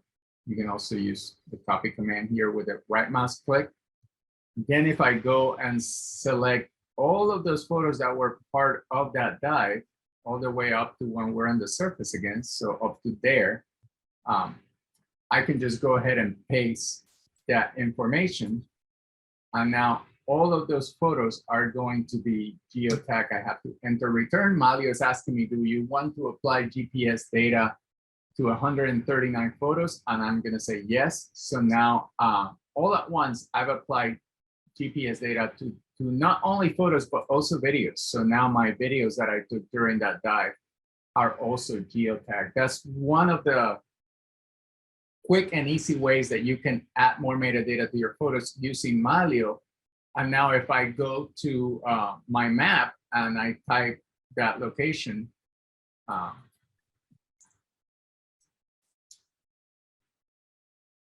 those photos that I just geotagged appear as being in that location. So not only the photos that I took with my phone, but the photos that are actually underwater also show up because I geotagged them. So that's one of the things that you can do with metadata in Mylio. And you'll notice that there's a lot of metadata that Mylio will show you on this info panel on the side of the screen. What camera you use, what, in many cases, what lens, the resolution of the photo, the creation date. Of course, date is something that you can manage very, very well with Mylio. Not only can you set the correct date, but you can do things like shifting the date. One of the things that I forgot to do during this past trip was set the correct time on my camera. So my camera was 12 hours behind. And instead of having to select every single photo and change the time on each photo individually, I could just go here in Mylio and click the shift and just say, hey, this is 12 hours behind. So I could just correct all those photos. I'm not going to do it because I already did it. I don't want to undo the work that I already did, but it's that easy to fix that type of metadata. You can add things like titles, captions. You can, of course, see the file name and change that file name. One of the things that Matthew will cover in a second, now that he's joined us, is how to change file names in batch mode. Is one of the very powerful features in Mylio. You can add keywords to your photos. You can add IPTC data tags. Categories is something that's exclusive to Mylio, but it's really, really useful. You'll notice that I can do a filter. For example, if I go here on my calendar, you'll notice that there's all kinds of photos in my calendar. But if I only wanted to see underwater photos, I could go to the category filter here and click underwater. And now my calendar changes to only showing me underwater photos. And every view in Mylio is only going to show me underwater photos. Because I apply that filter. That is because certain folders in Mylio have been pre-assigned the underwater category. And when I put photos in those folders, Mylio automatically categorizes those photos for me. So that's another great metadata feature that Mylio has, and that it allows me to use on a consistent basis. We talked about GPS, and of course you have other metadata features like the import source, like how did this photo came into Mylio. In the case of this selfie here, the import source was the iPhone 12 Pro that the photo was taken with. The import date, what folder that photo lives in. And finally, you can click this metadata tab and Mylio will show you more metadata specifically about this photo that you can copy to your clipboard and use in other ways. Now, Matthew, you wanted to cover a lot of other specific features of related to metadata. So let me stop sharing my screen and let you do that here. How are you? Great, thank you. All right, yeah, so I wanted to actually go over all of the things about metadata, not just one or two. So you kind of already covered, like, what is metadata? It's the stuff that helps you find your memories of what you're looking for. And a lot of it can be auto-generated, like from the camera or your phone and putting in the GPS data, or it's something that has to be added. In Mylio, metadata lives in something called XMP sidecar files. So that means that any edits you apply are not destructive. You can always go back to your full-size original. And if for whatever reason you need to re-import the photo into Mylio, all of that metadata will come back. So all of the different things that can be edited in Mylio. Ratings. JC, I know that you use the blue color label for your underwater photos, right? I used to before categories existed. I don't anymore. Okay. So yeah, there are star ratings and there's color labels. Yeah. One of the things I've been using color labels for is the yellow label. Any photo that I want to edit extensively, I'll apply a yellow label to, and that way, anytime I find myself with a little bit of time to play with some editing, I just do a filter or do a search for any photos with a yellow label, and I can just go through them methodically. Once I've edited, I remove that label and voila, I don't have to work on that photo anymore. So a fun thing with star ratings and labels is the keyboard shortcuts. You can always use the numbers 1 through 5 for your star ratings. And you can use 6 through 0 for all of the different labels here in order across. So if you are tagging with yellow to know you want to edit, just selecting a bunch, hit 7, boom, they're tagged, move on. And then you can edit them when you're ready. Matthew, really quick, we have a question regarding camera type and having the ability to add the camera type to a photo that was scanned. When you scan a photo, the file will have the name of the scanner versus the name of the camera that the photo was originally taken with. That is not something that you can currently edit in Mylio. You would have to go into the embedded EXIF data of the photo itself. That's where Mylio obtained this data from, is the EXIF data in the file. So you will have to edit that externally. But it's something that we would consider adding if it's a helpful feature. So I will say that it is possible to do it. there are tools to modify EXIF data outside of Mylio that if you wanted to do that before importing them, yes, it is possible. Yeah. Just not in Mylio currently. So just cruising down the list, right in order of the info panel. Dates for photos can be updated, whether it's you have an exact timestamp, or if you're not sure when a photo was taken, we offer date ranges, all-day events, just an entire month out of the year, maybe a season, maybe the whole year. Or if you're not sure at all, you can just say just within the decade. There's always titles that can be added. Titles is a piece of metadata that also can show up in the toolbar when you're right up here when you add in the title. And that is something that can be, you can also show the file name if you really wanted to as well up in the title bar. Captions, whatever, swimming with JC. The file name, of course, can be edited if you just are right here in the info panel. If an info panel is closed, you can right click and choose rename file, and it will open it for you as well. And when you rename those files in Mylio, it actually renames the file on your hard drive. So that change will be permanently associated with that file. Yes. Of course, keywords. Some more.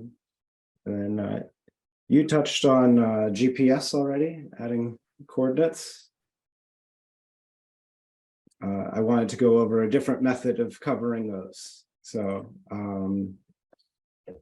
I'll use some of Rich's sample photos here. I'm not sure where you took these photos, Rich, but I believe that was in Alaska. Very cold Homer, Alaska. Okay.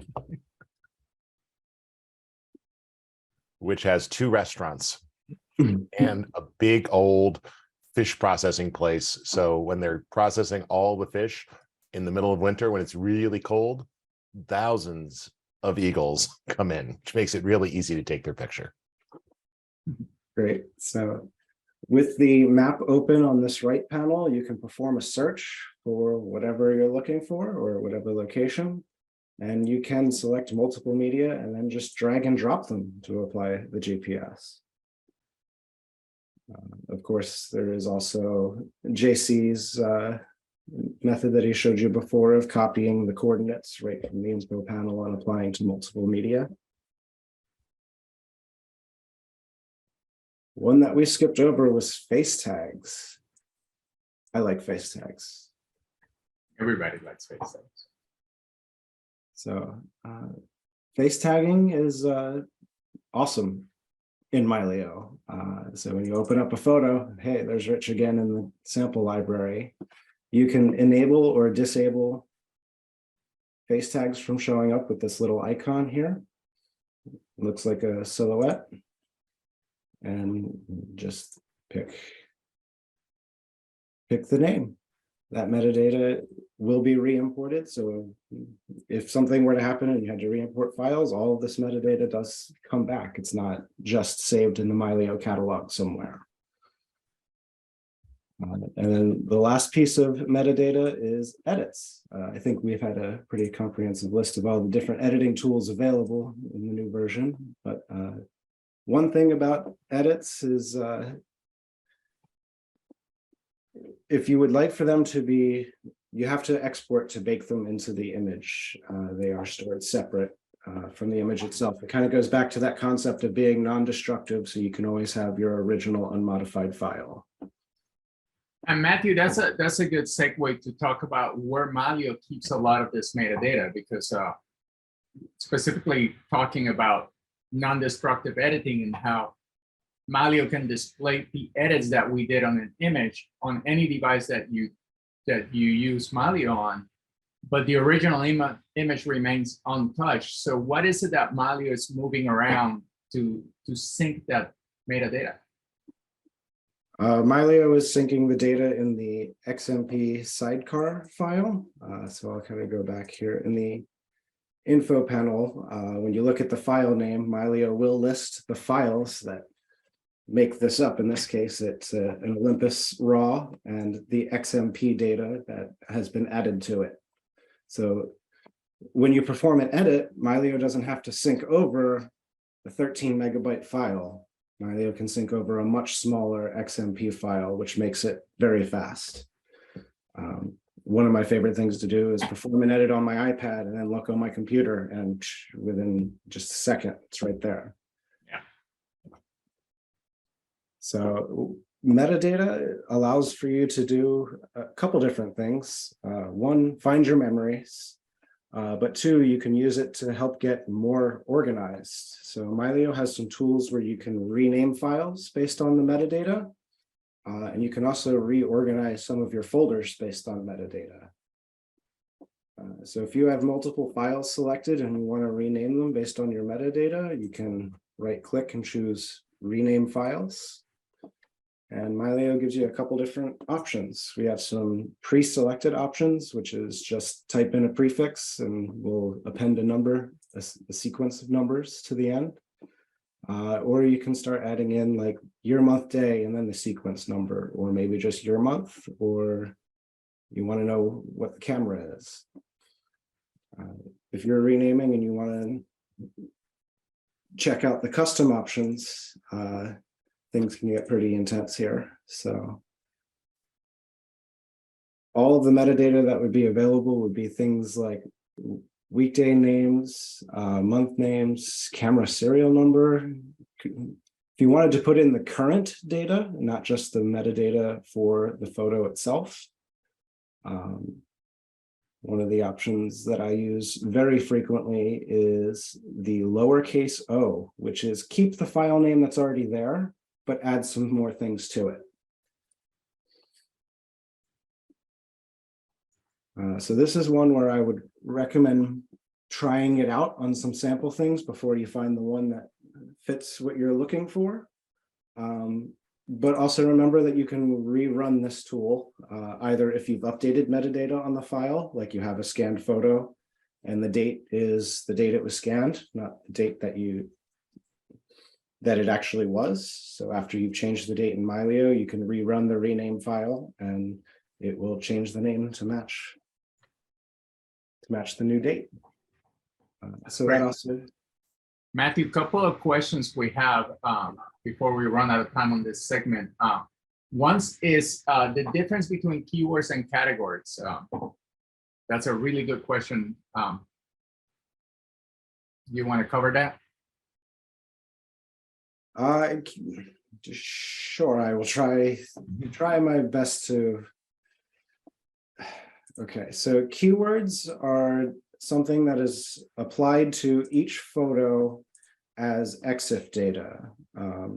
Categories is a little different, where it can be applied to an entire folder. Yeah, I like to use categories more as a global organization tool.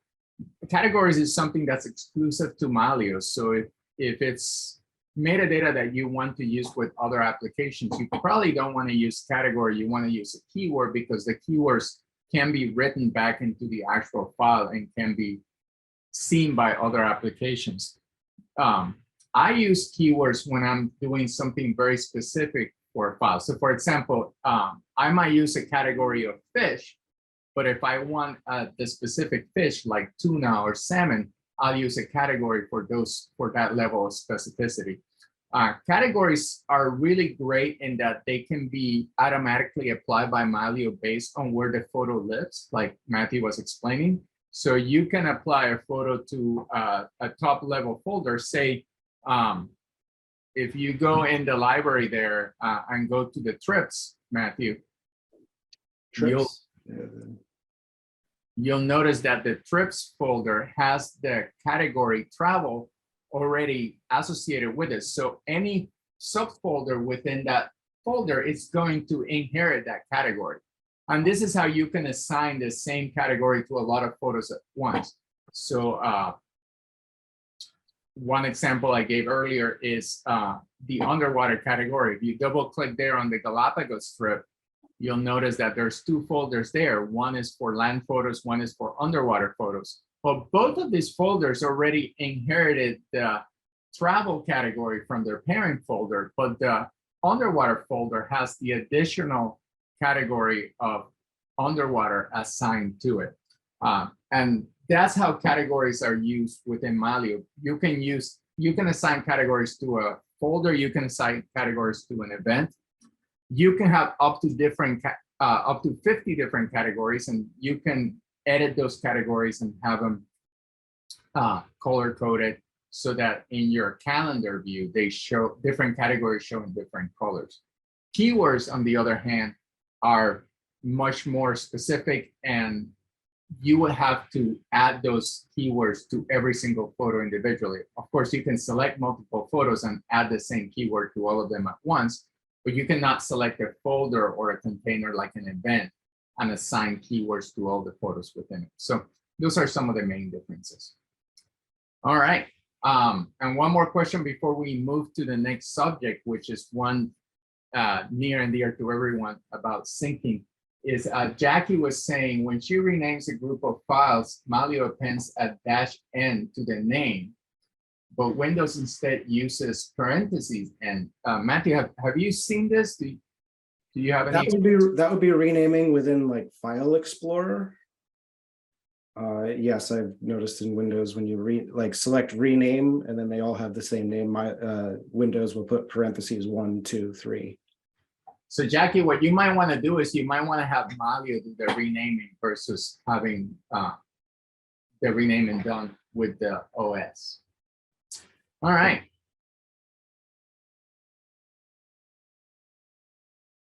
So next subject is syncing, and we wanted to cover syncing in general, give you some tips on the most common issues that we see in the support team when people are trying to sync. But we also wanted to mention a new feature that has been greatly improved in the newest version, and that is background syncing on both Windows and Mac OS. You familiar with that, Matthew?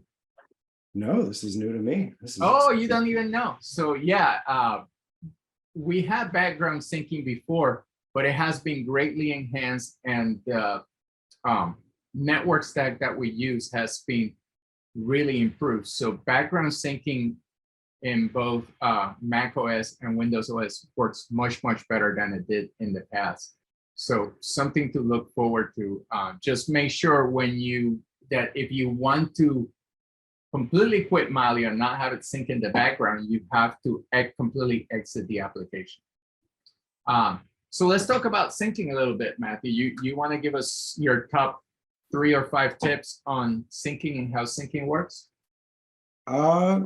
Sure. So just to kind of reiterate that Mylio is not a cloud. We help you keep your photos synced to your devices.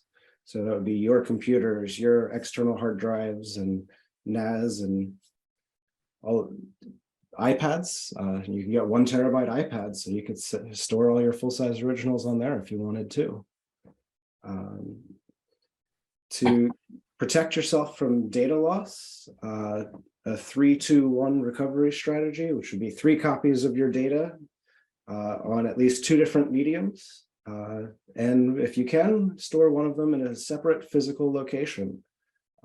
So that will reduce any chance from, I don't know, floods, fires, power surges, any number of things that you can think of. Keeping your data protected and being able to recover your backup is important too. So Mylio does offer cloud options if you would like to add them, but it is not required. So to get your devices running, they just need to be on the same network and the Mylio app running. On desktop platforms like Mac and Windows, we run in the background. Currently on iOS and Android, the app does have to be running in the foreground on the screen for syncing to occur. When you're syncing your devices, not all of them have the storage to hold everything, all of your full-size originals. So Mylio gives you control over what syncs to each device. We can call this the sync policy. So at a minimum, all devices will want to sync the smallest thumbnail version of the photo. So in the sync panel here, you can click on the little gear and change the layout. So in this case, we have a column of thumbnails, previews, and original. So thumbnail being the absolute smallest version. If you have this synced to your device and you're using something with a higher resolution screen like an iPad, you may notice that the images are blurry. So, at a minimum, all devices will have to sync all thumbnails. If you wanted to set up a custom sync policy for your device, so that only your blue labels sync a higher resolution version, or only your 5-star, or only certain keywords, that is absolutely an option. Then there's the option for a vault. So a vault means that it just wants to sync all of the thumbnails, previews, and originals for your entire library. The sync policy can be adjusted from a couple different places. The first place that you can do this is right in the sync panel itself. You can click on the icon for the device and choose Device Sync Policy Settings. And this is where you'd be able to pick whether you want just the optimized thumbnails. In this case, it would only use 123 megabytes. Or if I'm set up as a vault to sync all of my full-size originals, I'm going to need 56 gigabytes of space.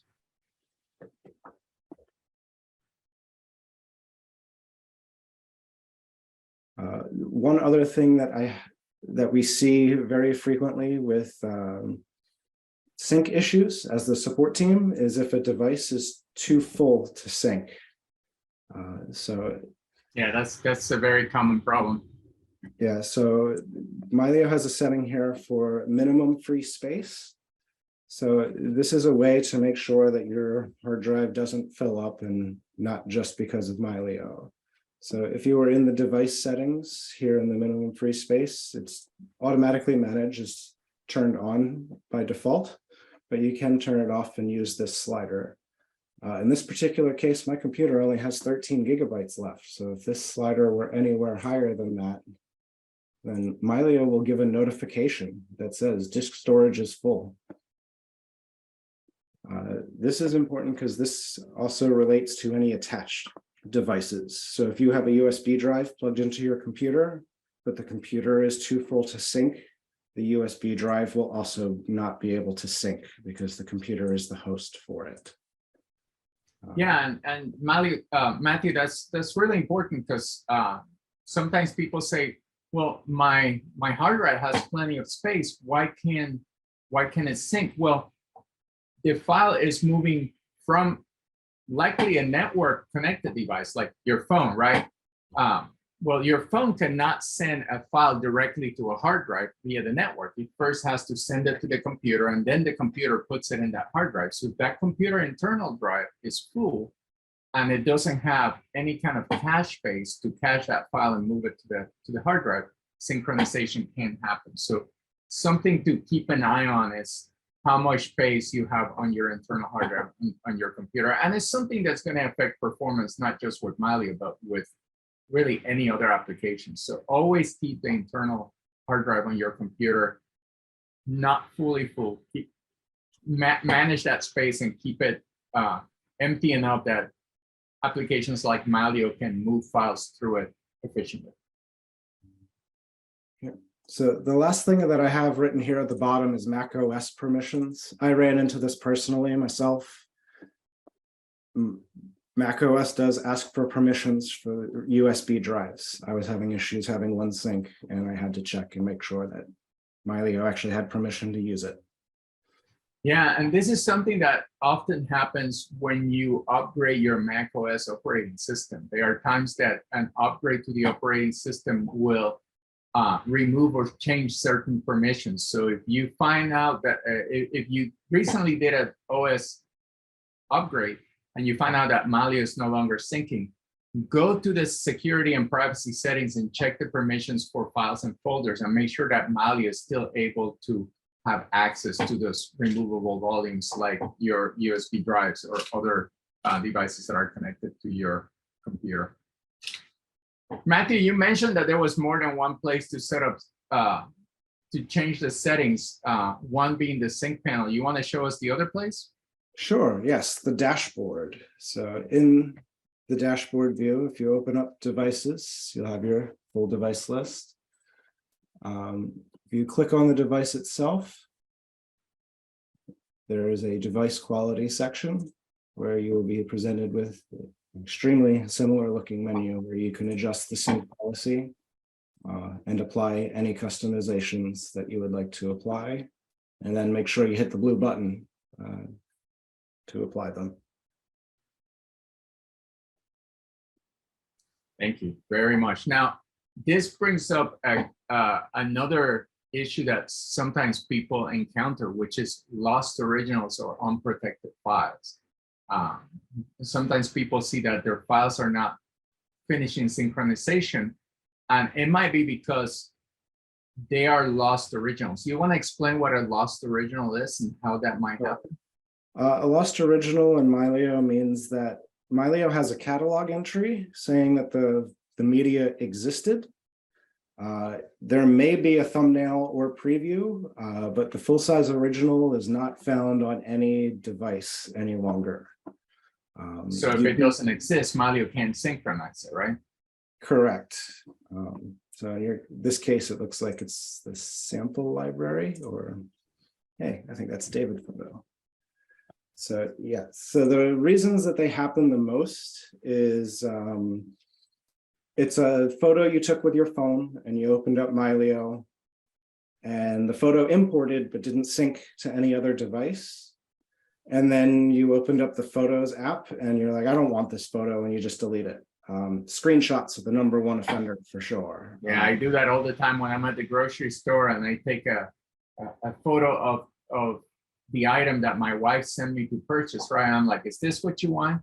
And then Mylio sees that photo and creates a thumbnail or a preview on my phone, but the actual original never gets synchronized. And then I delete the photo and now I have a lost original, right? Yes.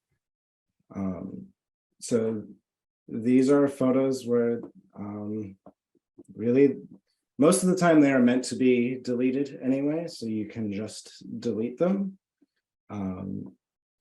If you have a preview version, so if you can use the sync panel and you see that there's the thumbnail green and preview green, you can export and include any metadata and kind of make a new file that's only preview sized. It won't be the full-size original, it will be preview size, but it is something to recover anything if it is something you wanted to keep. So basically you're creating a new original from the preview file that it's going to be slightly less resolution, but it's better than not having the photo at all, right? Yes. Okay. And then one last thing before we let you go, what are unprotected photos or unprotected files? That's something else that appears in the dashboard sometimes.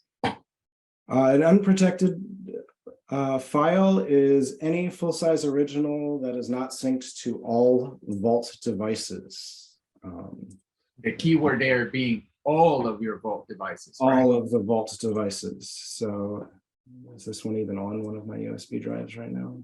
These are pretty new from. So yeah, this particular file is not synced to any of my Vault devices, so it will be classified as unprotected.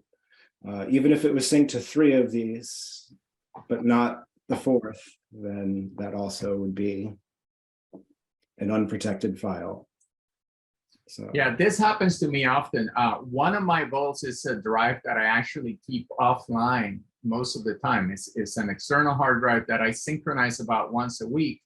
And then I throw it in a fireproof safe. And that just gives me extra peace of mind that, you know, if everything in my office were to catch fire and burn, I still have an entire copy of Mylio from the last time I synchronized in that safe.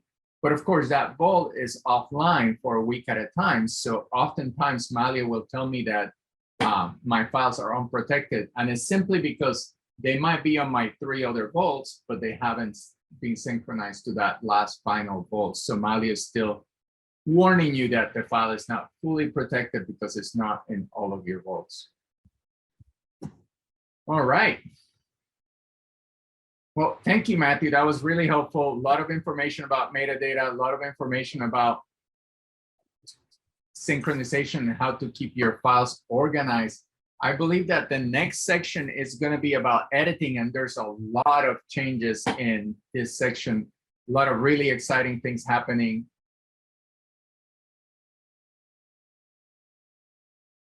There's a lot inside of Mylio, and there's some great stuff for working with external editors. So yeah, we can go ahead and jump right in. We're a few minutes early, but it looks like Tim is online. He's our first guest for the day. And he is one of our test engineers and has worked extensively on the editing tools. And he wanted to share a little bit about his experience and what he likes about the app. And then we'll dive in further and go into some external editing after that. So about the next hour will be all dedicated to doing editing with Mylio Photos and external editors. So welcome, Tim. Thank you so much for joining us. Oh, absolutely. Mylio is great because of our organization things. We're not Photoshop, but we do have a lot of very convenient built-in editing tools for touching up your photos, for adding, for just giving them that extra little bit of oomph right there without having to go to another application. You want me to go ahead and go over some of those, Angela? Yeah, go ahead and share your screen and okay. Yeah. let's see what some of your favorite things are. All right. And here we go. Okay, so you've got Mylio running, and you've got your photos, and I'm gonna close this window so I can see what I'm doing here. Over here, you can go into the editing tab. So you've got the info tab, the map tab, the sync tab, and the edit tab. You can't generally edit most photos here until you actually go into preview. So you go into preview, and this is where you can touch up your photo and can make it pop. As you can see, this photo is very dark. So we've got all the basic sliders here. Things like this, you can just play with your exposure to increase it and bring that photo out. You can play with contrast, highlights, which are the lighter parts of your image, the shadows, which are some of the darker parts, and then you have the whites and the blacks. So you can adjust all of those. You can increase your clarity. You can increase the vibrance and saturation. Vibrance is basically smart saturation. So saturation, you can blow it out and make it look almost cartoonish, and then vibrance is a little bit more subtle version of that. So you've got pictures like that. Then we have our presets. I'm going to go ahead and talk about our presets a little bit, Angela. Is that all right? Absolutely. Right, so our presets here, we have auto enhance. You can also access auto enhance from up here. But you can go to your presets. You have the auto enhance, you have the auto color to bounce the color. And I believe Osiris talked a little bit about the auto color. Mm-hmm.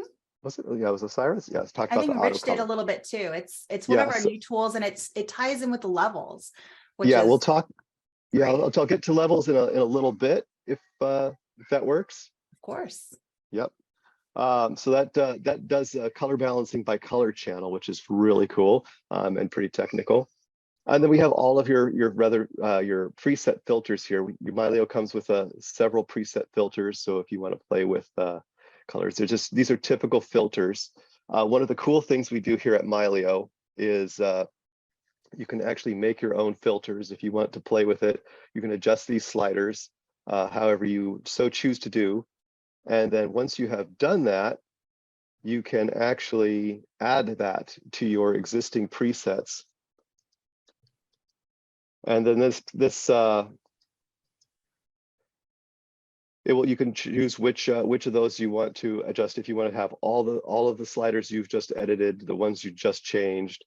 You can also include crop and the crop angle. If you've done that, you can save that, and then this filter will replicate to all your other devices, so you can apply that to other devices. And then here's my nifty preset here in the list, and I can add that And then you can go in here, you can delete it, you can rename it, all that jazz. So you can play with the presets as much as you like, add them, edit them, and that allows you to save those editing settings if you have a batch of photos. And of course, you can also just select a group of photos and apply a preset to all of them. So that's the basic rundown on the presets. Let's get into the levels.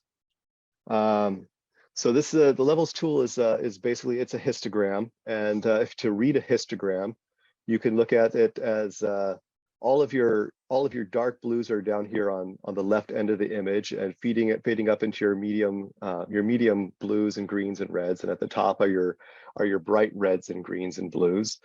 And so this gives you basically a statistical breakdown of where those pixels lie in the image.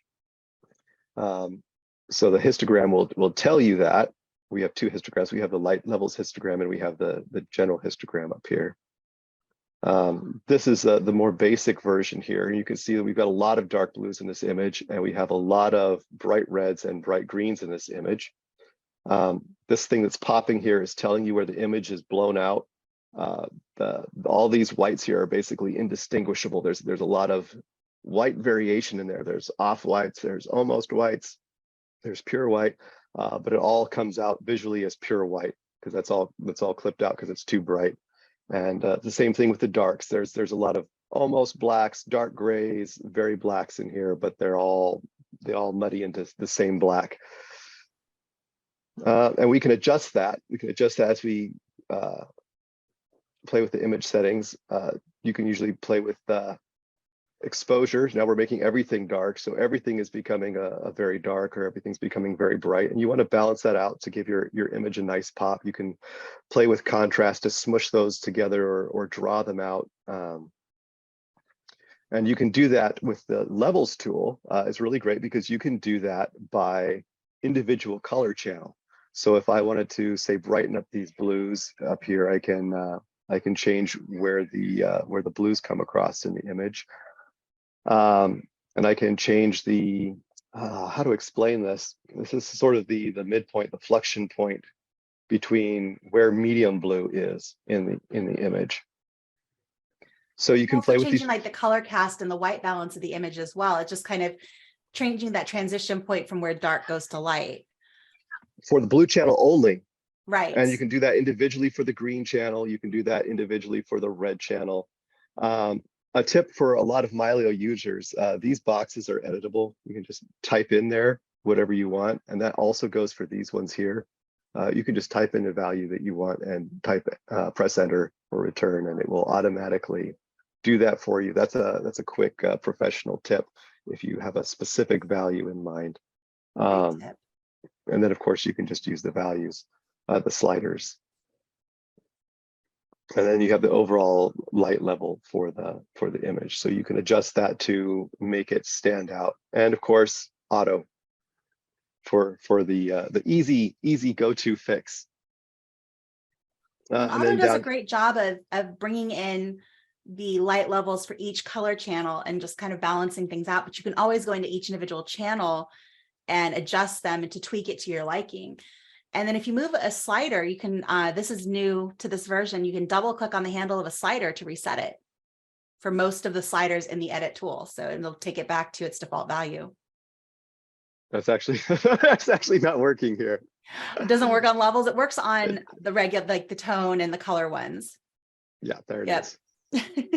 Yeah, it works on these the other sliders. It's not working for me here. I should enter a bug for that. And then of course you have the sample points, which allow you to sample the dark with what the point you want to tell the image that's black, and the part you want to tell it that's gray, and the part you want to tell it that's white. Awesome. So you've got these are all part of the levels tool in this box here.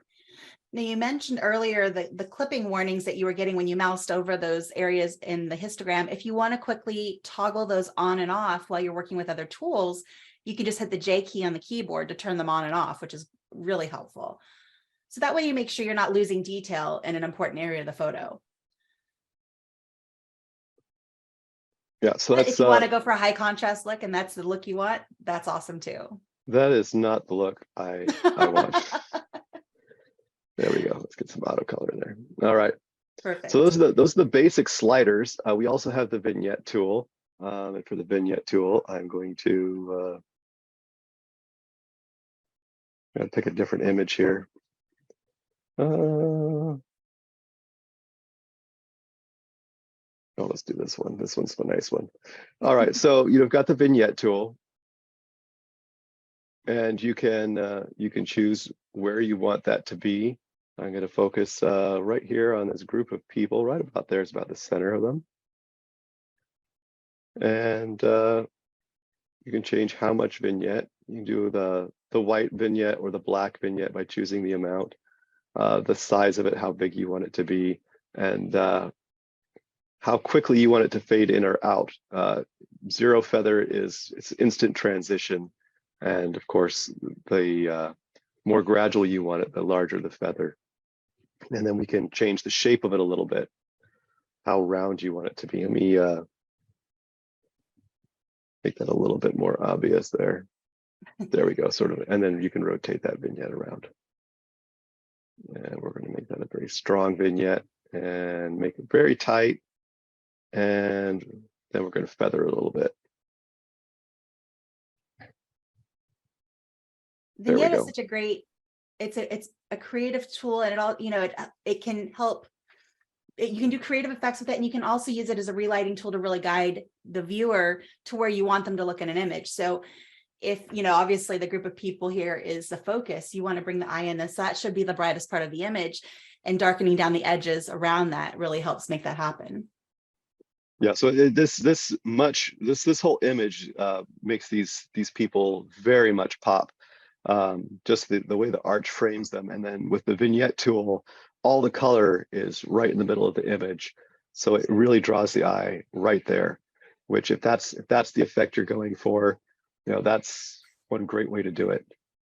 So we have a great question in the Q&A.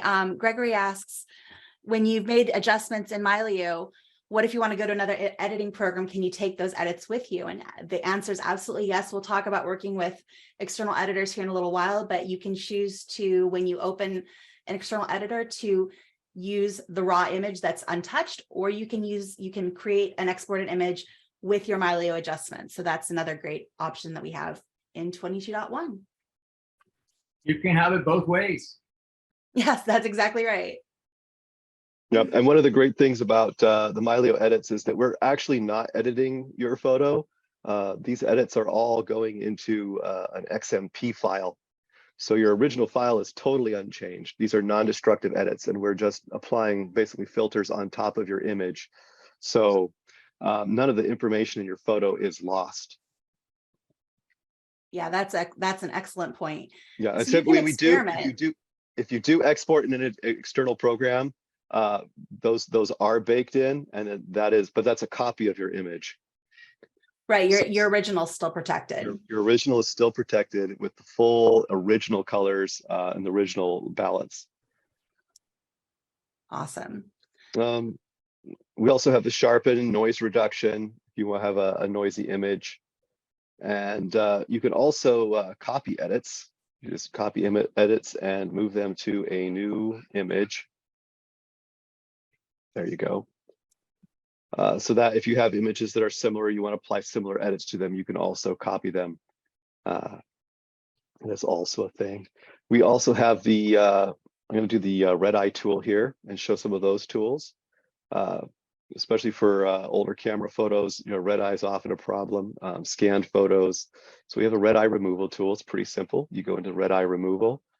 You can click on those eyes and adjust the size of how big of an area you want to affect. And this is the feathering area. This outer rim is the feathering area, and this is the sort of the 100% area. And you can adjust the sensitivity to get exactly the effect that you want for that. And poof. And then you can reduce the red eye on images. So that is one tool that we have, is the red eye tool. We also have the brushes tool, which you can do a lot of nifty edits. I'll use this one. This is one that David likes to use. So as you go into the brush tool, and the brush just has the radius control here to control how big it is. I'm going to go right here on the eye. I'll make that a little bit bigger. Right here on the eye, and I'm going to increase the exposure on that eye. And then that brightens up that eye and makes that pop a little bit more. So you can touch up your images. This is not Photoshop here, but it is good for little touch-up details like this. Absolutely. You can still get pretty creative with this, and for fast on the go things, it works really well. And the brilliant part about this is you can do this not only on your computer, but most of these editing controls are available on mobile devices in the Mylio app as well. And you're working on your raw data. So if you have a raw image that's high quality, even if you're looking at the smart preview on your phone, you can still do all of these edits, and it's going to sync back to your computer where you can then access the original and get it printed, do whatever you need to do with it. So a lot of flexibility with the editing tools. And then I'm going to go into, this is right on top of my little Zoom meeting popping is right on top of my editing. Let me move this down. No worries. There we go. There we go. So we've got the crop and rotate tool, which is pretty useful. This beach is a little crooked here, so I'm going to go ahead and rotate that, straighten that out just a little bit. You can also change what you want to crop. Let's say I really wanted to focus on this island and log. I can trim that down if I wanted. Change how that's cropped out. Down here at the bottom, you have your aspect. So you can do free crop, which is you can change this crop however you want. You have the original crop value. You have various standard resolutions and custom resolutions. If you want to do crazy stuff, you can do crazy stuff with that. So that is the, and then let's straighten that beach out a little bit.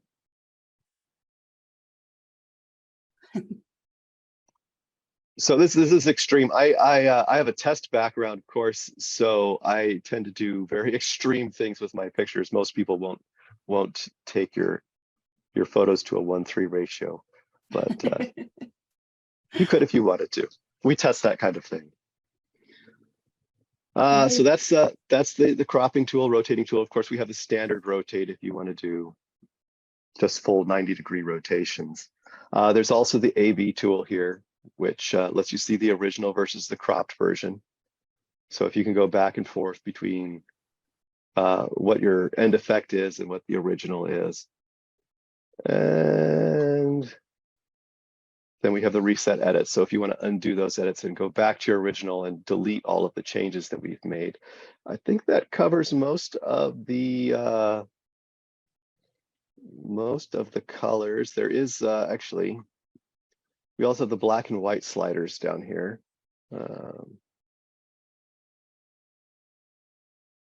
So you can, this color image, you have the vibrance, you can change the vibrance of the image, which is basically a smart saturation, and you can make those colors really almost cartoonishly bright with the saturation slider.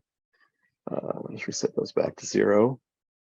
But you can also go back into black and white mode.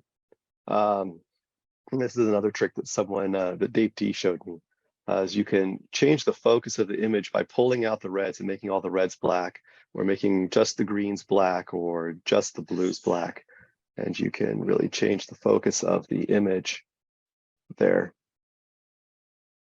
by changing which color channels you really want to pop out and brighten. And then, of course, if you want, you can kind of add those channels back in to get a sepia tone or full black and white or full color. Nice. And then there's invert.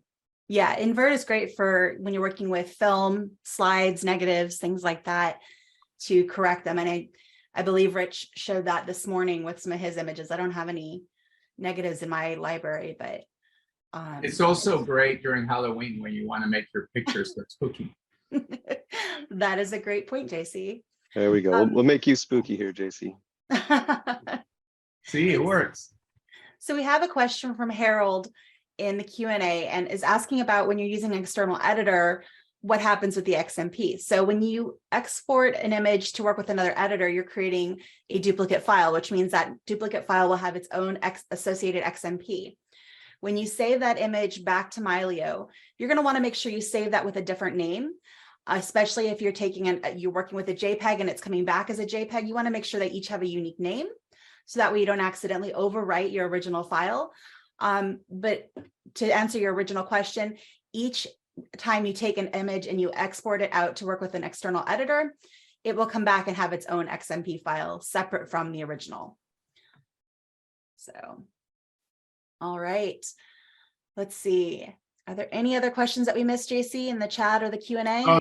There was a question that I typed an answer to, which was, how can you save variations like the sepia tone that Tim just showed us?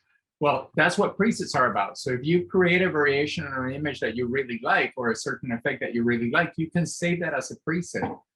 Or if you take a bunch of photos all in the same place and you know that the editing or the color correction that you're going to have to do to the photos is going to be the same for a whole group of photos, you can save that as a preset and then apply that to multiple photos all at once. One of the great things about presets is that you don't have to open the photo in full photo view. You can be in grid view and apply presets to multiple photos. So Tim, maybe you want to show that. Yeah, so here I am, I'm creating a preset. This preset, I'm going to include the crop that I just did, which includes a little bit of an angle and include a crop, and I'm going to apply all the filters here. So I'm going to save that preset, and now here I'm going to go back to, and go to all photos. I'm going to grab a bunch of photos here in grid view, and I can apply my demo preset to all of those. And they're all going to be cropped. They're all going to be slightly angled, and whatever exposure and contrast I did. It was a very light exposure and contrast change. I can apply that, and any of these presets can be applied to all selected media.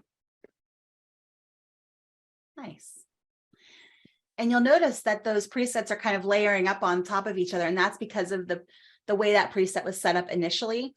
So if you want to kind of get back to square one and then apply a different preset, you can always click reset all edits at the bottom and then try a different preset if you don't like the layered effect. All right. Well, thank you so much, Tim. This has been awesome. Do you have any other tips or tricks that you'd like to share before we transition to working with some external editors and so forth? Well, I think just for manual edits, I believe that's it.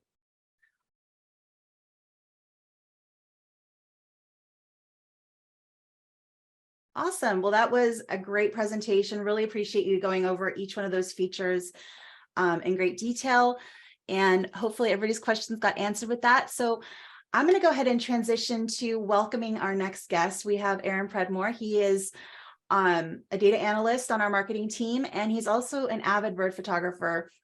Some of his pictures are amazing. You might have recalled earlier when I was talking about the DeClutter tool that, you know, my bird pictures are his are amazing. So Aaron, welcome. Tell us a little bit about what do you like to photograph, why, and what do you use Mylio for, and what other editors do you use? Yeah, so I like photographing a lot of nature stuff. So birds is probably the big thing that I photograph. And that's probably mostly because they're easier to find. It's pretty hard to go out and find a bunch of mammals, but it's pretty easy to go out and find birds. Birds are everywhere. There's a lot of variety. Most places have over 100 species of birds at any one time. So it's something that you can learn to identify everything you see, but something that has enough variety that it still makes it fun. So it's not like saying, oh, there's 2 types of deer in this area. How can I identify them? You know, when there's 100 birds, you can ID them. And then there's thousands of insects. So that's pretty much impossible. So birds are a great medium between those two. So I love taking pictures of them. I love watching them. In addition to that, I also like taking pictures of my kids. I like taking pictures of landscapes and that kind of stuff as well. And then for For external editors, I use primarily Lightroom and Photoshop, and then I also use the Topaz product. So right now it's mostly Topaz Photo AI because they made a kind of a single product that does it all. But I also use denoise, gigapixel, and occasionally I'll use sharpen as well. But it's mostly Photo AI these days from Topaz. Awesome. Now, are you using Photo AI directly from Mylio, or are you using it from Lightroom? Because I know Lightroom is also a part of your workflow. Yeah, almost exclusively from Lightroom. There was a big problem with how the workflow used to work, because when you export from an application into a Topaz product, it does not apply lens correction. So back in the old days, as in 2 days ago, when you exported from Mylio into Topaz, as long as you had a good lens that was, didn't need much in the way of correction, you were fine. But some of my pictures are with the Sony RX100, it's a great camera, but they do a lot of work in lens correction to make your pictures look nice. So if you take one of those pictures directly into Topaz from Mylio, it looks bad. It looks like you're looking out of a tunnel. And I actually have a demo of that I'll be able to show in just a bit, to show just, even if you don't make the edits in Mylio, having the ability to export from Mylio into Topaz and retain Mylio's auto-applied image correction is really nice for dealing with these kind of these modern lenses now that understand that you can do lens correction. Sometimes it seems like they don't feel like they need to make the lens very accurate, since they know they can fix it in post. But yeah, there's a lot of computational stuff going on behind the scenes, and a lot of these cameras that most of us don't even realize happens, because we're like, wow, we took a picture, it looks good. So yep, it's all transparent to the user until it isn't, and then it's like, oh wow, I did not know that was going to happen. Some of the ones that I've seen that look the worst if you shoot in the raw, and it might be better in the drone photos now, but if you have like an old DJI drone, some of those original raw photos that came out of those, man, they were distorted and had horrible vignettes. And it wasn't until you ran it through their software that then it looks great. So it's, there's a lot of really cool stuff that software can take care of that, fixes a lot of those issues. So if you want to go ahead and share your screen, we can walk through a couple of demos and you can show us what you do. All right, 1 second while I get it shared. All right, so you can go in here in Mylio and I can show you what I was talking about with Topaz. So I have this picture here, the boat looks really nice. It's not typically something I would take into Topaz to denoise. If I zoom way in here though, we can see there is a little bit of grain. That's coming from this camera. This is the RX100 and it's got a little dinky sensor. And so it does have some grain even when you're shooting at ISO 100. So if I want to edit this in something else, I can right click and Photo AI is the last thing I used, so it's right here. I can also come up here to Photo and I can open with the last thing, Photo AI, or I can open with some of the other editors I have on my computer. But I'm going to go ahead and open this with Photo AI. And to show the issues that you can have here, I'm going to go ahead and edit the original. And just so everyone knows, that screen that popped up, that is new. That allows you to choose whether you want to take an image that's your original raw, or if you want to take a copy with your Mylio edits. So that's what, oh, wow, look at that Yeah, vignette. so we come up here in this corner, we can see the huge vignette here. It's like I'm taking a picture out of like a paper towel roll or something. Oh my gosh. It's kind of hard to look at. And you can also look at this, look at the horizon. It goes way down here and then it's coming way back up here. Oh, wow. So this picture is pretty much useless if this is what I'm going to be stuck with, because of how bad the distortion is, how bad the vignetting is. So this right here is this is basically what we were stuck with before, because we could only send the original over, and for some reason when you send the original over to Topaz, it does not apply lens profile corrections, even though if you open it directly it actually does. So if we go ahead and close this, we can stop looking at this picture. Now if I come here and I say edit a copy with Mylio adjustments, I'm gonna have this set to a TIFF because I want it to be a high quality copy. You can also change it to a JPEG or PNG if you want. In this case, I want to keep it as a TIFF. I'll just leave these other ones alone for now, but you can make some changes there as well. So now when this comes in, we can see that magically my corners look great. Mylio sent it over there, and Mylio kept its lens profile corrections that it had applied when it sent it over. So now I can see my horizons are straight. This one goes up a little bit because there's actually a hill there. But it looks great. And so if I zoom in, we can also see that some of that grain that was up there gets taken out. So it does That got improve the cleaned up image as well. nicely. Yeah, so it looks pretty good. I can go ahead and save it to Mylio Photos, and it's going to go ahead and do the full process. And then we'll be back here in Mylio, and within a second or two, it should pop up in here with the edited version. And we can see our new version. We can see it's a TIFF that we've created, and Mylio, when we created that TIFF, it put an underscore edit, so we can clearly see that it's a different image. So now I've got a nice TIFF to work with, and I can go ahead and I can do editing in Mylio if I wanted. So if I wanted to crop this a little bit, get in a little tighter, I can do that. I could do some black and white, I could do whatever. But now I'm dealing with something that has a lot less noise than what it had before. And as a better example of what we can do using Topaz, this picture right here, so that fishing ship was stuck on shore for several weeks. And so I was fortunate to be there the day that it got free. And so I took this picture of it leaving. This is it right here. But there is a ton of color noise in here. This is also with that RX100.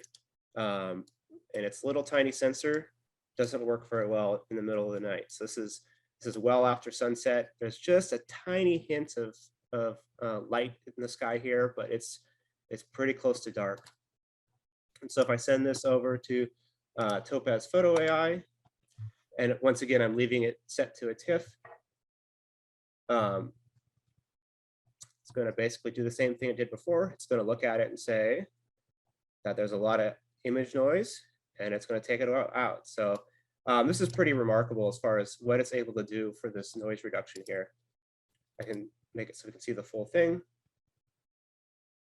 And I've got a pretty decent image that, a couple seconds ago looked absolutely horrible. And so it really is saving an image that would otherwise be something I'd probably want to throw away, and giving me something that's good to work with.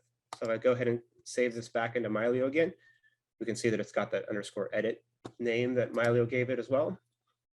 And then once again, within a second or two, it's going to show up here inside my library. And then I can go on and do any edits I wanted to do in Mylio. So I could make those edits before or after. When you have an image with really bad color noise, often it's best to get rid of that color noise before you do edits, because if I wanted to increase the saturation or something, I'm just increasing the color noise as well. But you can come in and do whatever you want as far as editing is concerned with this nice and cleaned up image. One of the other cool things that I like to do with the Topaz products, and this is something that I do from Mylio to Topaz as part of my workflow, whereas this other stuff is stuff that I would probably more normally be doing in Lightroom to Topaz.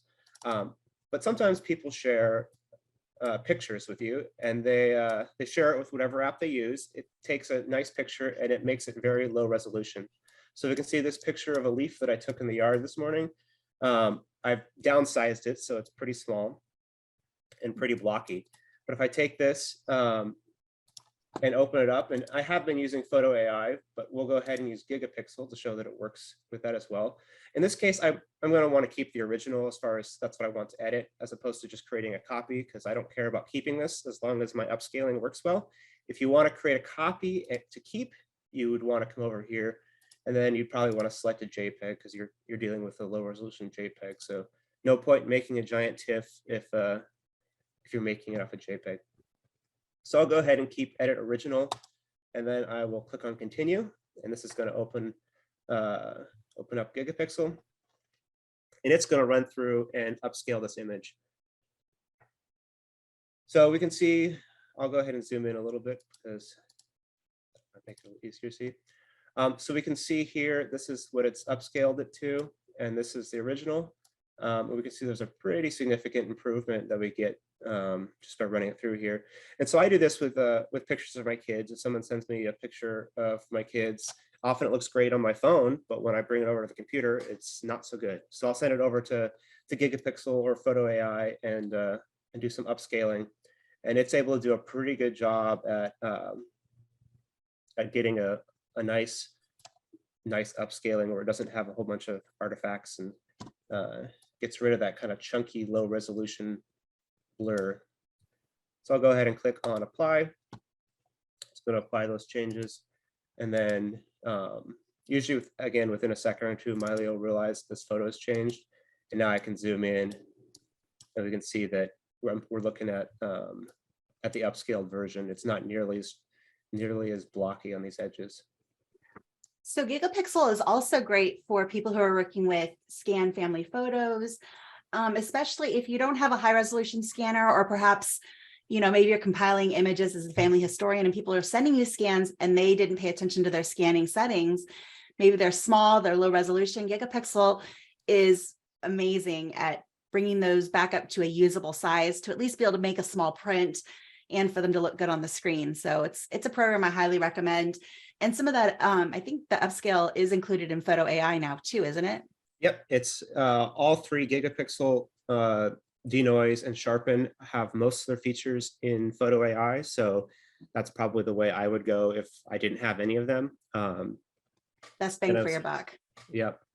And you know, this is not a Topaz infomercial, but they are on sale right now. They are, yeah, they've got some great So- Black Friday sales going right now. So now is the time. What a bundle. So And they you work, want to they work great with Mylio, whether you're editing with an external editor like Lightroom and then using Mylio to organize your photos, or if you're editing your pictures inside of Mylio, you know, with that new edit with Mylio edits, all the Topaz products work really well. awesome. So as I mentioned, I work primarily in Lightroom for my editing and Photoshop. So when I do that, I'm mostly taking pictures with my large camera. I want to say DSLR, but it doesn't have a mirror in it, so it's not really a DSLR. My interchangeable lens camera, that's what I'm going for. So that's what I take most of my pictures with. And then my workflow is I import those photos into Lightroom. And then once they're in Lightroom, I move them into Mylio. So you could do it either way. You could bring them into Mylio first, and then you can add that folder that's in Mylio into Lightroom, or you can import into Lightroom first and then add those to Mylio. Now, there's one thing I would recommend is that if you are importing into Lightroom first, you import it to some place on your computer that is not being watched by Mylio. And the reason for that is Lightroom will create like partial files and all kinds of junk when it's doing its import, because it doesn't, you know, think that Mylio is watching. And Mylio will see those as new files, and it'll try to bring those in, and they kind of fight over each other when you do that. So the best thing to do is to import it somewhere that Mylio is not watching. So I import to my C drive, and then I transfer the photos once they're done importing over here into this drive, which is being watched by Mylio. So I went out this morning and I took a bunch of pictures, and then I deleted most of them so you wouldn't have to watch them import for forever. But I kept these ones here, so I'll go ahead and import them into Lightroom.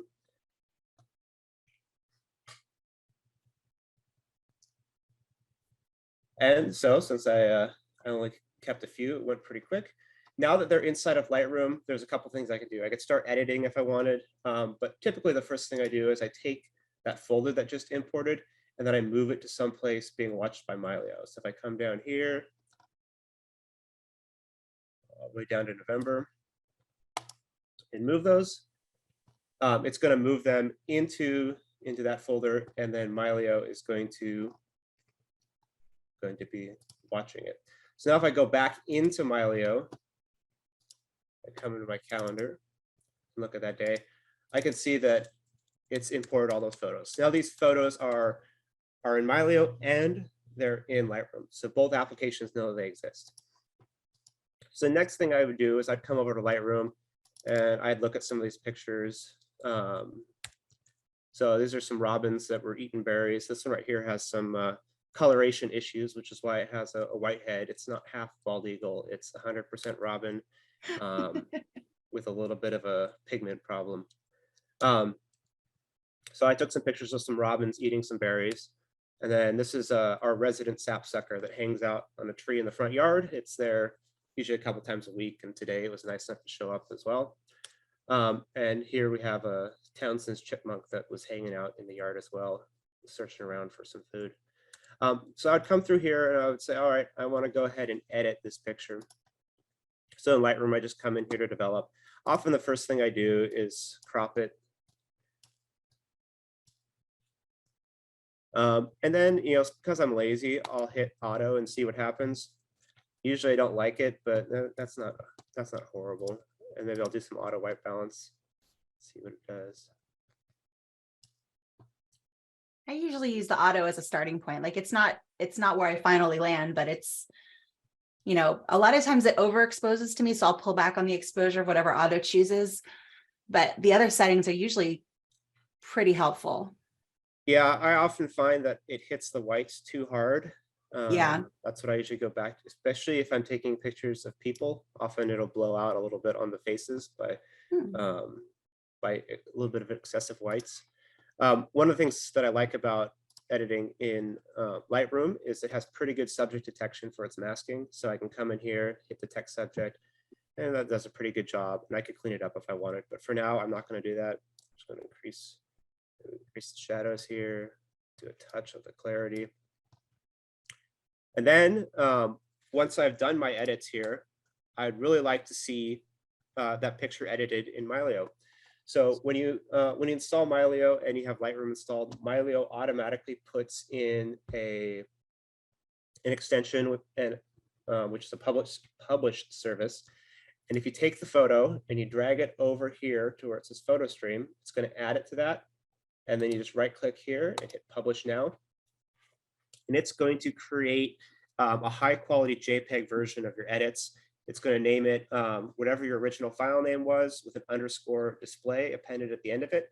And that lets Mylio know that this is an externally edited image. And instead of showing you the picture it has, it's going to show you those external edits. So now if I come back here into Mylio, back out of here. Sometimes it does take a little bit for it to show up. There we go. I can see that it's got the edits here that I applied in Lightroom, and looks Your crop and everything else. Yeah. Yep. And now this is a picture I definitely would take out to Topaz, but you already seen that, so we're not going to do it again. To clean up some of this noise. That's one of the downsides of wildlife photography is you're usually dealing with a fast shutter speed, and you're usually dealing with a long lens that is not as bright as you might like. What ISO did you shoot this at? What ISO did I shoot this at? That's a good question. Probably 6400. Okay, that's, I mean, gosh, for the way technology has gone, you can shoot at fairly high ISO. And I mean, yes, there's grain there, but it's not terrible. Yeah, it's that's definitely fixable. It's the marvels of modern cameras. So I will often be shooting up to about 20,000 ISO and get decent shots out of it. Right now I'm using a Canon R6, but up until recently I was using a 6D Mark II, which is a few years older. And even then I was able to shoot at pretty high ISOs. Most bird photographers use a crop sensor camera, so they get a little extra zoom, but they basically give up a lot of their ISO performance. I go the other way, and so maybe I miss out on some shots because I can't get as close. But I also am able to shoot with it being a little bit darker and still get some good usable photos because I can shoot at a much higher ISO. Always trade-offs. Always trade-offs. Yep. Once I've had my edits, then I do basically my cataloging and stuff inside of Mylio. So this bird is an American robin. So whenever I take bird photos, I give them a keyword for the species. Then I also put them in an album. So I'll come into my nature album, go into birds, American robin, and continue. That way I keep my library organized, and so I can find any of my bird pictures really quick. Whenever I'm out in the field birding, a lot of people bird and take pictures of birds at the same time. It's kind of two hobbies to go hand in hand because both involve optics. So eventually people decide, hey, I saw this cool bird, I'd like to record it. So they get a camera to take pictures. Someone will say, hey, I saw this really cool bird. They'll pull their phone out and then they'll open up Flickr or they'll open up Facebook or Instagram. And then they'll sit there scrolling on their phone for forever, trying to find the bird that they're looking for. But when I'm out there, I could say, hey, I saw a really cool bird the other day. And then I can just come in here to my nature album, come into birds. I can say that American robin I saw right here. And I can see all the other American robins I saw. So, you know, this past spring, these are some baby robins that are in a nest. I can really quickly get to all my wildlife photography on any device. So right now I'm on my desktop, but I could be doing this on my phone. I could do it on a tablet. I could do it anywhere, anytime, get to the picture that I want. So one of the other things that's cool with Lightroom, going over to Mylio, is if you give something a star rating in Lightroom, that'll come over to Mylio. So I say, oh, this is a pretty good picture. Let me give 3 stars. If I come back over here into Mylio, come back in the calendar where I can see it.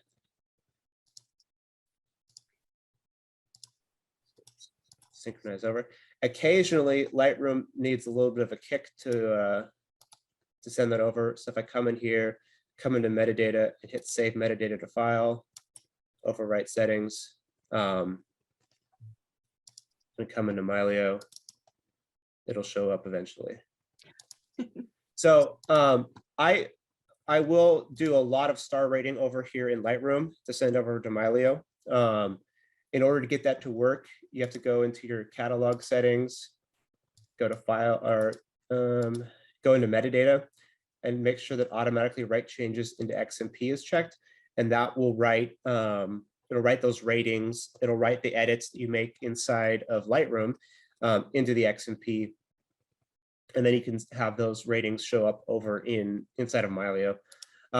So once I have my photos here, then often I'll go through them in Lightroom because I'm doing my editing here, and I'll do a bunch of rating. I don't really use keywords in Lightroom, so I just use the ratings and stuff to say, all right, I don't like this one, so I give it a 1 star.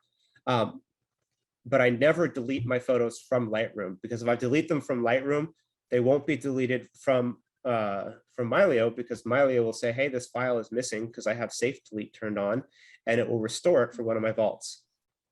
So I'll rate a bunch of things in here. I'll give them a 1 star rating, and then I'll come over to Mylio, and that's where I'll actually make my deletions. So for example, I got a couple robin pictures. This one with the berry, that's a lot better than this one without a berry. So I'm going to go ahead and delete this. Now that it's gone and deleted from my hard drive, I can come back over here. It's still here. Lightroom knows it's gone though, because it's got this little exclamation point. So you can individually click on these and remove them. But what I like to do is come over here into this folder section, right click on it and hit synchronize the folder. And then make sure this box is checked here. Make sure this box is not checked. So when we created that underscore display image, that created a new file inside this folder. And that's what this one is. If you check this box, it's going to import into Lightroom your underscore display images, which is definitely not what you want. But we do want to remove this one. So I'll go ahead and hit synchronize, and that picture is removed. And I'll do this, you can do this at a top level as well. So if I come here and I synchronize this folder, you can see that there's 268 photos I deleted in Mylio, and I hit synchronize, and it'll come through and it will get rid of all of those in Lightroom. So it kind of keeps Lightroom clean. And so I don't have to worry about all kinds of pictures that were deleted in Mylio still showing up here inside of Lightroom. Nice. Yeah, that's one thing that can be difficult to manage, is if you are working with 2 separate photo organization tools. So, you know, Lightroom has its own pros and cons. You do have to try to balance keeping your Lightroom library cleaned up from what you get rid of in Mylio. So this morning when I was going through and showing DeClutter and getting rid of a bunch of images from that shoot at the drag races, all of those pictures that I deleted, Lightroom still thinks that they're there. So I'll have to go through and do exactly what Aaron just did, to clean those up so Lightroom doesn't look for them anymore either. Otherwise, they're just going to show those little annoying question marks, and I encourage you to do that sooner rather than later as you go through and clean things up, because a month, 3 months, 6 months down the road, you're going to go back into Lightroom and be like, where did all of these go? You might not remember that you deleted them. So it's best to keep those things up as you go through rather than letting them lag and get behind. All right. Well, that was awesome, Aaron. Do you mind if I jump over and share my screen and show a few things of how I work with some external editors as well? Because while I am a Lightroom user, I've actually transitioned to using Camera Raw more than I do Lightroom these days, just because of its ease of use, jumping back and forth between multiple computers. And my Lightroom library is on one computer, but I work primarily on another. So I'd like to show you how I do that. And then we can look at a couple of other external editors that are a lot of fun. So Yeah, right now Angela, I haven't. I'm sorry. Yep. Earlier in the session, some people were asking about Neo. So if you get a chance, you can show that as well, please. Yes, definitely. Neo is on my list of things to do in the next 15 minutes. We'll try to get through a bunch of stuff here. So let me actually jump out to my top layer. I go into my photos folder. I've got things organized by year. So I'm going to go down to this year, and we're going to take a look at some photos that I captured at Mono Lake this summer. And there we go. We'll jump into this folder and play with a few of these images. So one thing we can do is take a set of images. We can open them up in a variety of different options and take care of some batch processing if we want to do that. So let's start with this image here. And you can see this is a bracketed image. So I took 3 exposures with the goal of putting them together to make a very detailed, very saturated image. So what I'm going to do is I can do this a few different ways. I can grab these 3 images and go up to the photo menu. I can open them with Luminar Neo. I can open them with Photoshop, which isn't in this list, but I can do it by going to the other. And that's going to pull in my applications folder, and I can just scroll down and find Photoshop here in my list. And because these are raw images, this is going to open them up in Adobe Camera Raw.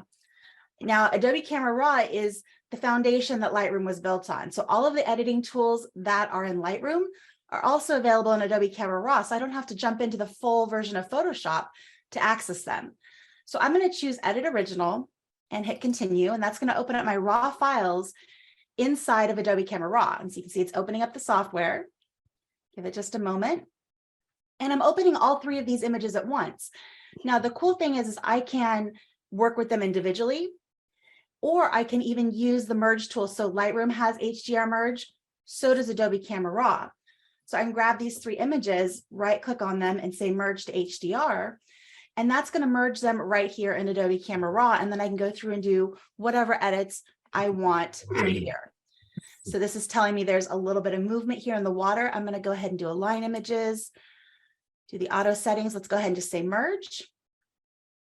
Give that a second, and it's wanting to save back to the exact same folder, which is great because this is going to put this merged DNG file next to my originals, which will then appear in Mylio. So I'm going to go ahead and click save. And now I have my merged HDR. So you can see how that's very different from the kind of flat and under and overexposed of my brackets. This takes all of those pixels and puts them together. So from here, I can go ahead and do a quick straighten and straighten that out and go back to my settings. And I can go ahead and do a lot of other adjustments here, but that's essentially how I work with Adobe Camera Raw. Once I'm done, I can click this share menu at the top, and I can save this a few different ways. Now I've created those display copies that have that underscore display as a JPEG or a TIFF, or you can just simply save it as, let's say, a TIFF into the same folder, so saving it in the same location as my originals. I can click save, and that's going to put it right back into Mylio next to my original images.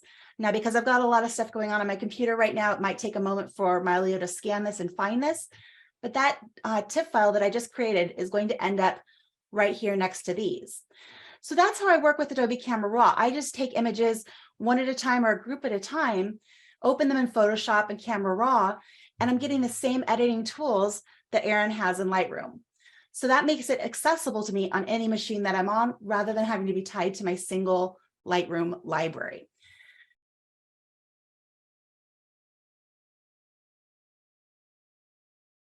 Now we can talk about some other editing tools like Radiant Photo. We can talk about Luminar Neo. And let's grab an image here. How about, let me find a series here. Let's grab this series of brackets, because again, I like to shoot brackets. I love the HDR look. I love that extra depth and detail that it has. It's certainly not a requirement for working with any of these programs, but it's just something that I like to do. So I'm going to grab those 3 brackets and I'm going to go up to Photo and we're going to choose Open With, and let's do Luminar Neo. And I really like how Luminar Neo and Mylio work together.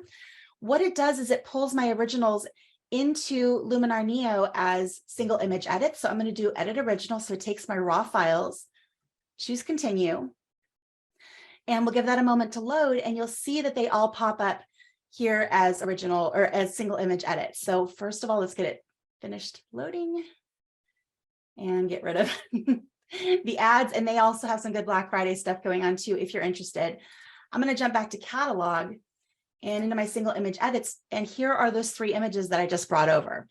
So I can actually select all of these and drag them over into HDR Merge, which is their HDR tool. And look at my settings, make sure they're aligned, get rid of chromatic aberrations. And I'm going to leave Ghost Reduction alone and click Merge to go ahead and merge those images. Give that a moment to run, and that's going to give me a new image here in the Mylio or in the Luminar catalog that I can work with and edit, and I can then export and save that back to Mylio. So here we go. Let's go ahead and jump over to our edit tools. Go to crop first. Let's straighten this out. We can go to horizon alignment and just quickly do that. It didn't straighten it as much as I'd like, so we'll just manually grab that edge. There we go. Hit return on the keyboard to commit that crop. I'm then going to go to Enhance AI, which is kind of an all-around make the image better. And you can see that it's increasing a lot of the detail, bringing out a lot of texture. The image is a little bit too blue. Now it was cloudy, but I want to fix this. So I'm going to go down to Color and into HSL, and I'm actually going to choose the saturation and grab the blue, and I'm just going to back off that blue saturation a little bit. And that looks a lot more natural than it did before. So quick edit before and after, and then overall before and after. So from there, to get this back into Mylio, I'm going to go over to File, choose Export, and I'm going to export this as a high resolution TIFF back into my Mylio. So I don't want any sharpening right now. Keep it the original size. We're going to do a Pro Photo color space, a TIFF for the highest quality image. And I'm going to choose to save this to my Mylio inbox. Now, one thing that's been frustrating to me in the past was when I worked with an editor like Luminar Neo, there's no option to save it back to the folder that it came from. You'd have to go digging through your file system to find that folder to put it back to where it came from.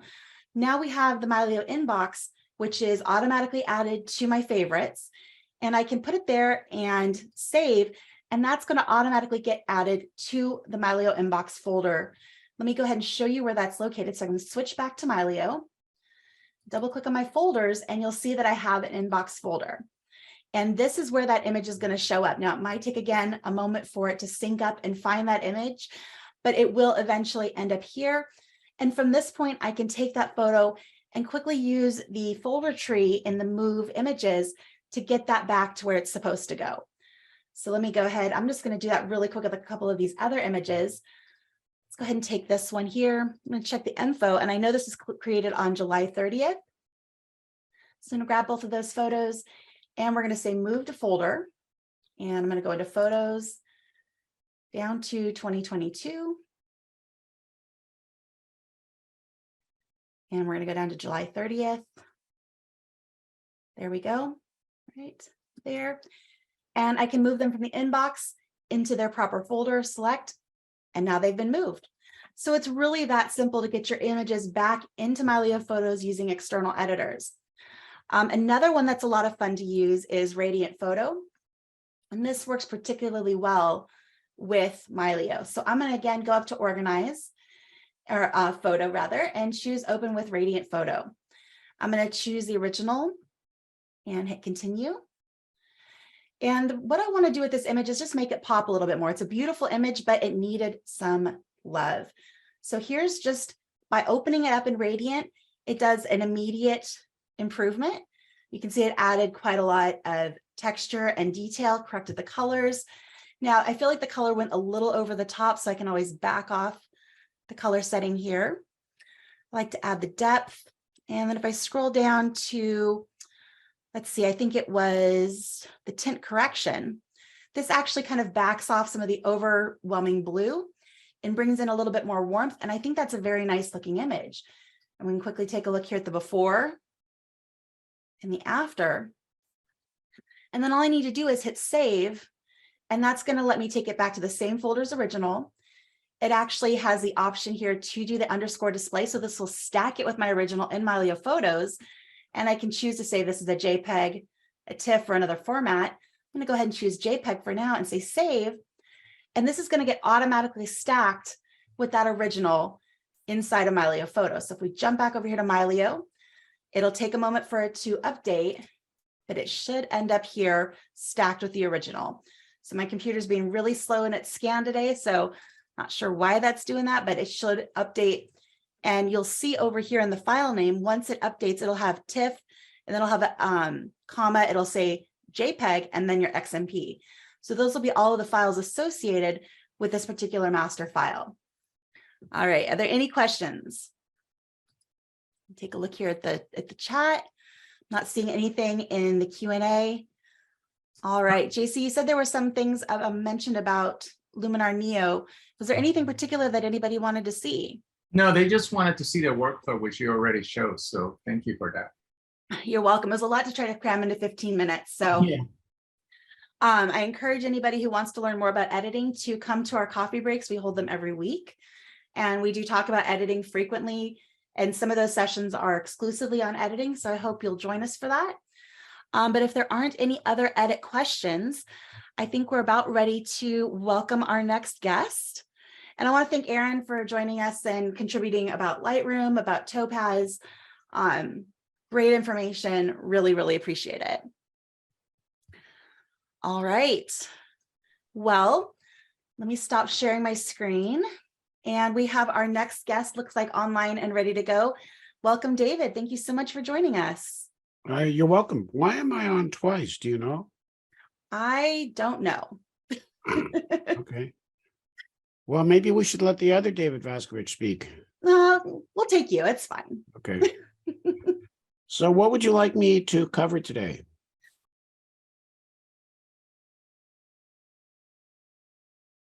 Well, I think, a little bit of introduction to the crowd here as to who you are. So David is our founder and CEO.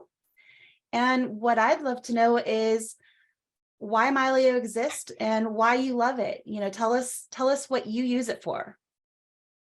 Okay. Well, the company's mission statement is changing the way the world remembers. So I don't see us as, for example, in competition with Photoshop or Lightroom or any of those other products. In fact, you just got to see how well Mylio interoperates with all those products. So one of my ideas has always been that we would be like a hub.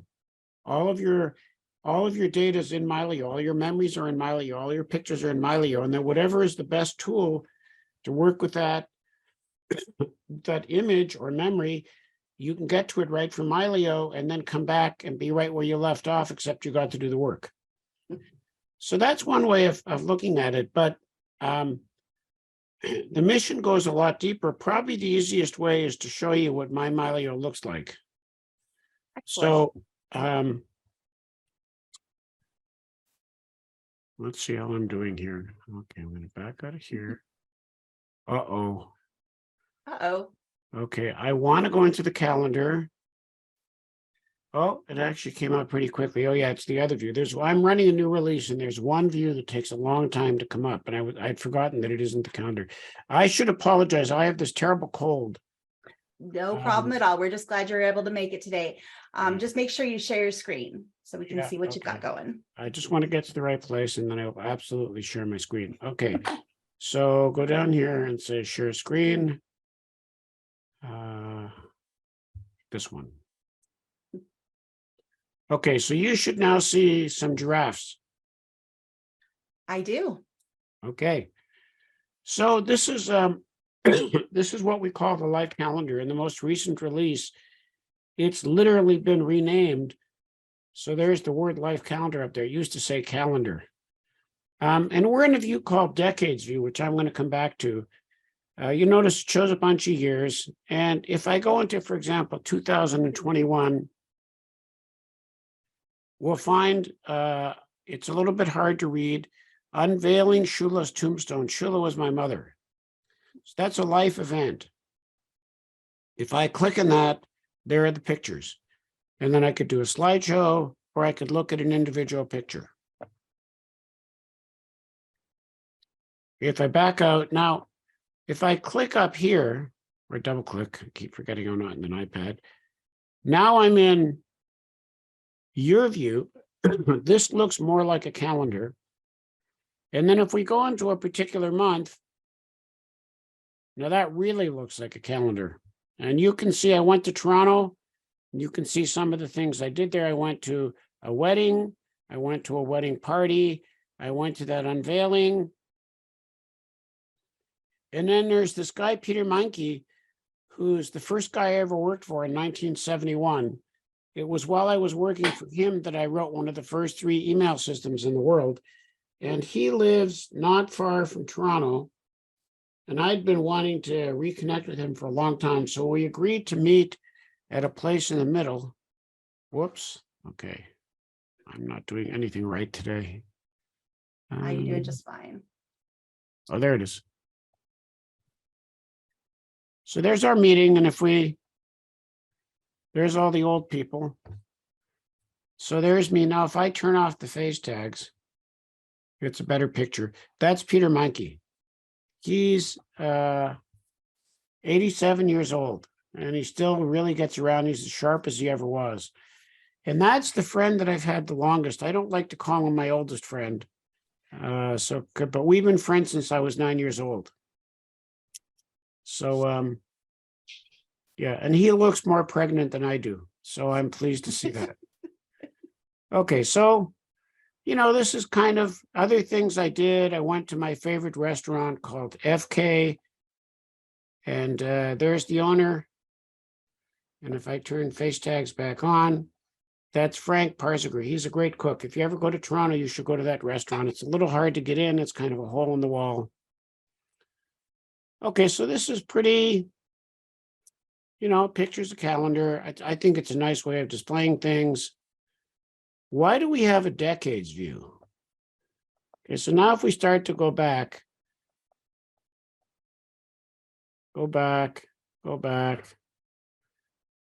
and you're going to start to wonder how old I really am.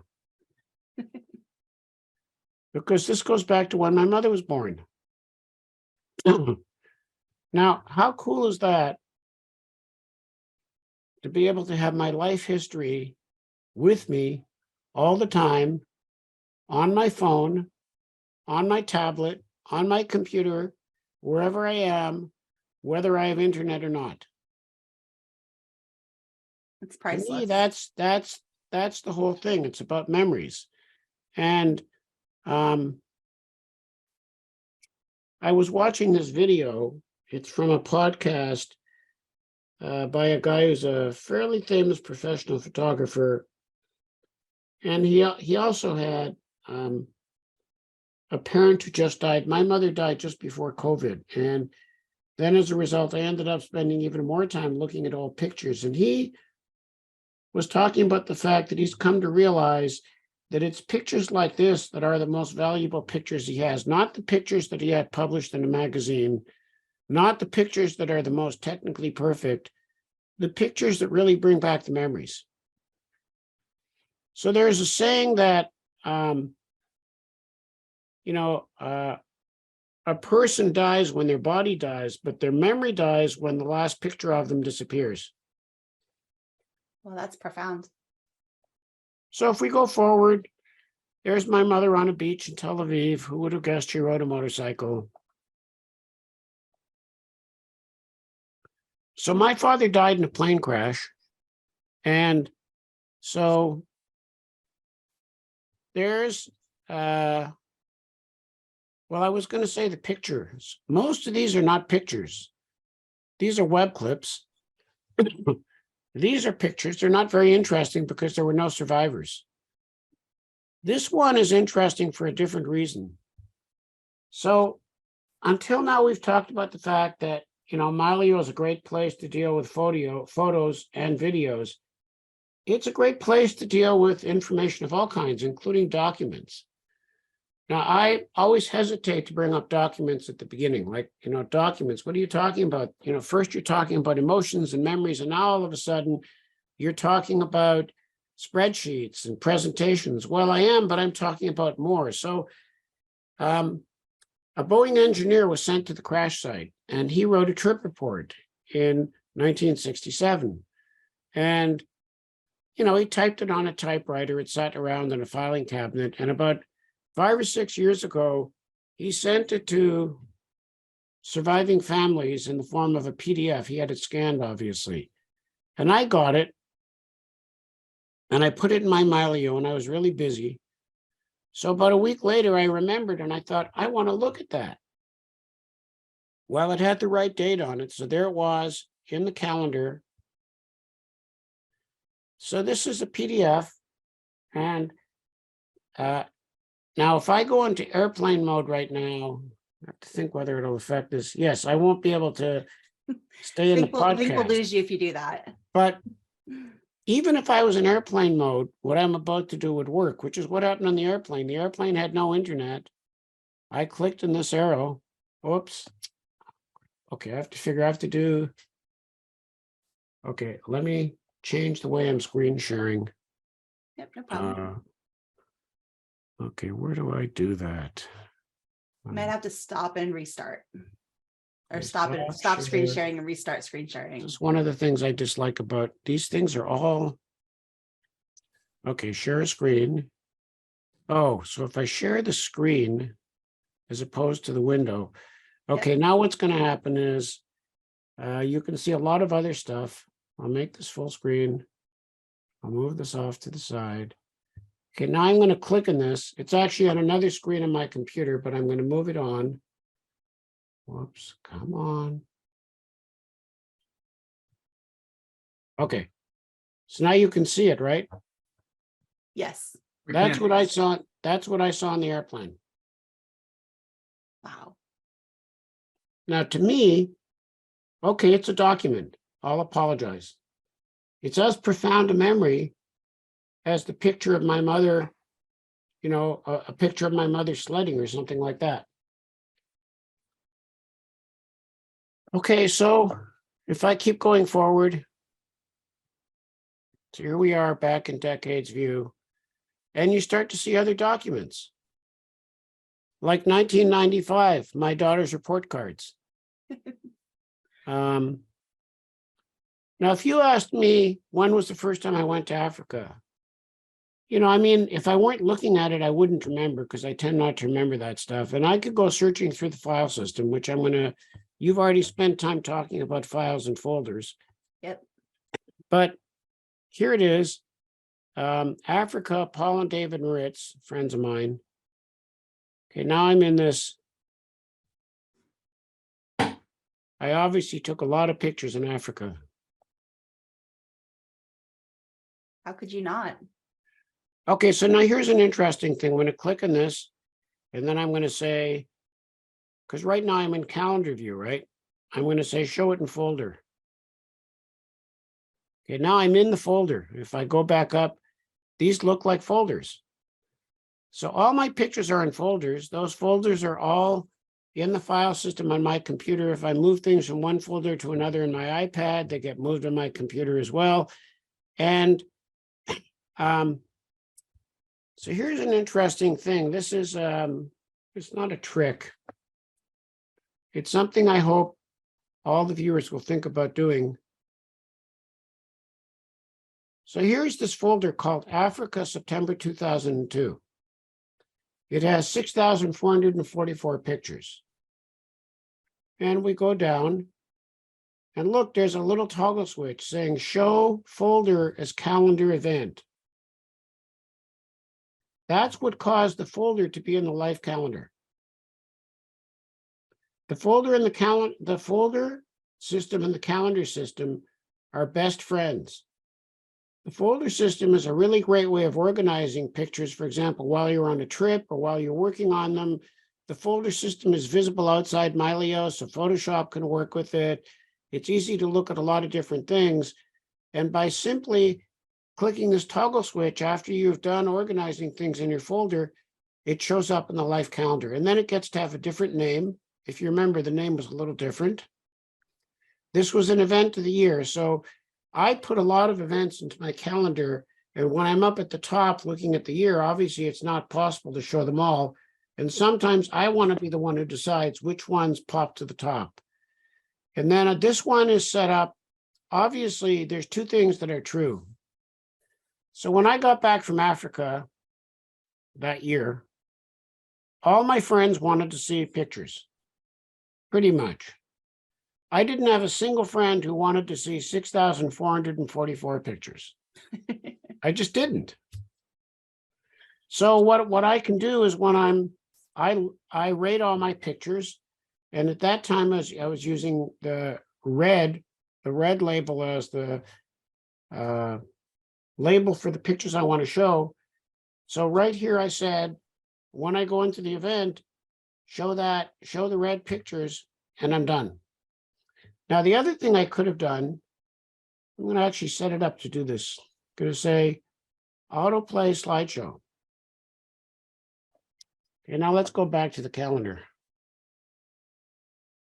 Okay, let's pop out of here.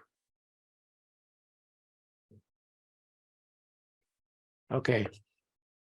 2002, Africa, Paul and David Ritz.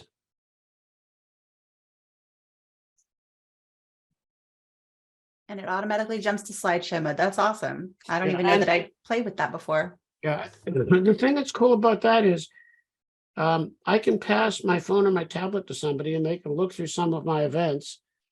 And every time they go into an event, it shows a little slideshow. Well, that's awesome. Yeah, automatically. I don't have to do anything at once. I just one tap and forget. Okay. So I'm going to show you a couple of other things, and then I'm happy to answer questions. So that's a life calendar. I spend a lot of time in my life calendar. You asked, how do I use Mylio? Well, this is my life. This is how I use Mylio. By the way, a couple of examples. I always like to ask people this. That's a life event called David is Born. Now, for extra credit, I wonder how many people will figure out which one in this picture is me. So, but how many, it'd be interesting for the people watching this podcast, how many of you have a picture of yourself as a baby? Now, there's usually 4 answers. Yep, I have a picture. It's in an album or a box. And maybe I can find it or maybe I can't. That's usually about a quarter of the people. Then there's another answer. Oh, I had all my pictures scanned. It's on a disk. Maybe it's the big drive in my home computer. And if I had the time, I could probably find it if I'm home. And then I put it into Apple Photos. I'm still not sure I can find it. And then a very small percent say, oh yeah, it's with me all the time. But in my case, it's always right there. It's on my phone, my tablet, my computer, right there. So that's one interesting thing. Now, here's another thing. Map view.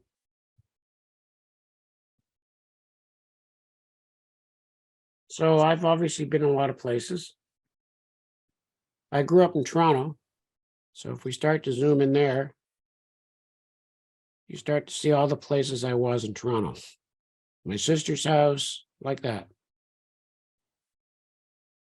Okay, now here's another interesting thing. So,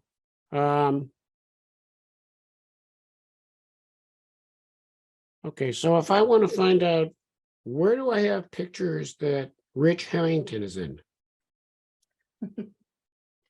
Okay, first of all, if I type his name wrong, it won't work. Okay, and I'm cheating. I'm just putting in his last name. That was pretty fast. Less than a Not bad. second. Yeah, so you can do very rich queries. You can say all the pictures with Rich and Angela, but not JC. Or all the pictures with JC and Angela, but not Rich. Or, yeah. So I love the map view. It's one of my favorite views, and it's going to get better as time goes by. Okay, so let's cancel that filter. And then finally, as okay,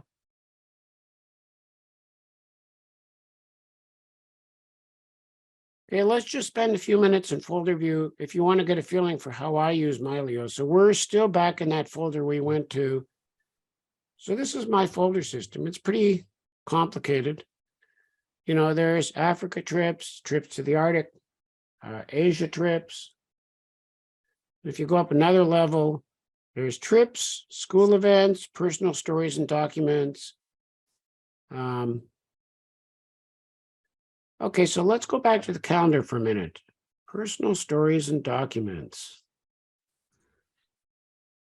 So are we still good on time? Yep, we're good. Okay. So, where is it? It's here. Larry's asking if a rich query is when you're searching for rich. This whole little bit of humor. It could be a poor query too. Yeah, I'm not really going to touch that one. Okay, so, I talked about report cards. So, whoops, there's a note that my daughter wrote when she was at summer camp. Oh, that's awesome. And, oh yeah. And there's a report card. Grade 6 report card. Okay, but now here's another one. So when I was a teenager in the 17th century, I went on a hiking trip, and there were 3 of us, and one of the guys wrote a trip report, not like the Boeing engineer's trip report, but he wrote a trip report. There it is. I always laugh when I read it. We've got a problem because we have too much stuff to carry. The trail is rougher than we thought that it was. I mean, I think that's pretty cool. Okay. Now I'm going to do 2 more things, and then, because I could go on forever. Okay, now again, I could have found that in the folder system. So now I'm going to show you some other aspects of the folder system. So I can never keep up with my reading. And it's not just books, it's like papers and proposals and stuff like that. So it used to be that when I went on a trip, I would collect stuff in advance. I would tear pages out of magazines. I would make copies of things I want to read. In those days, we talked about Xeroxing things. And I would measure the success of the trip by how much lighter the bag of paper was at the end of the trip versus the beginning. Okay. So then 2010, the iPad, I think it was 10, and Dropbox were introduced in the same year. And I thought, okay, I'm going to start putting articles on the iPad. Now, there's 2 problems with that. A, Dropbox doesn't store the actual articles because there wasn't enough room. It would put pointers there, and then I'd get in the airplane, and I'd go to read something, it wasn't there. And then the other thing is, okay, let me show you.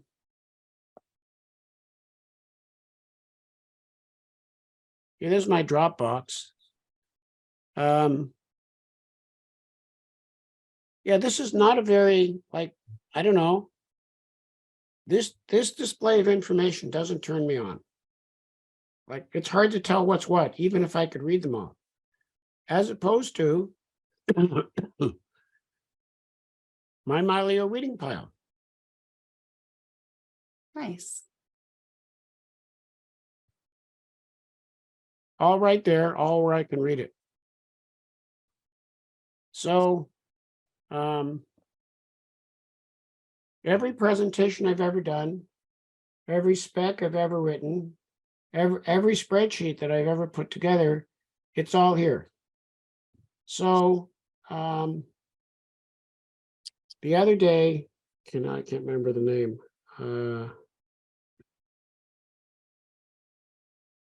Yeah, what's the name of our agent in Germany? Not the person. The company.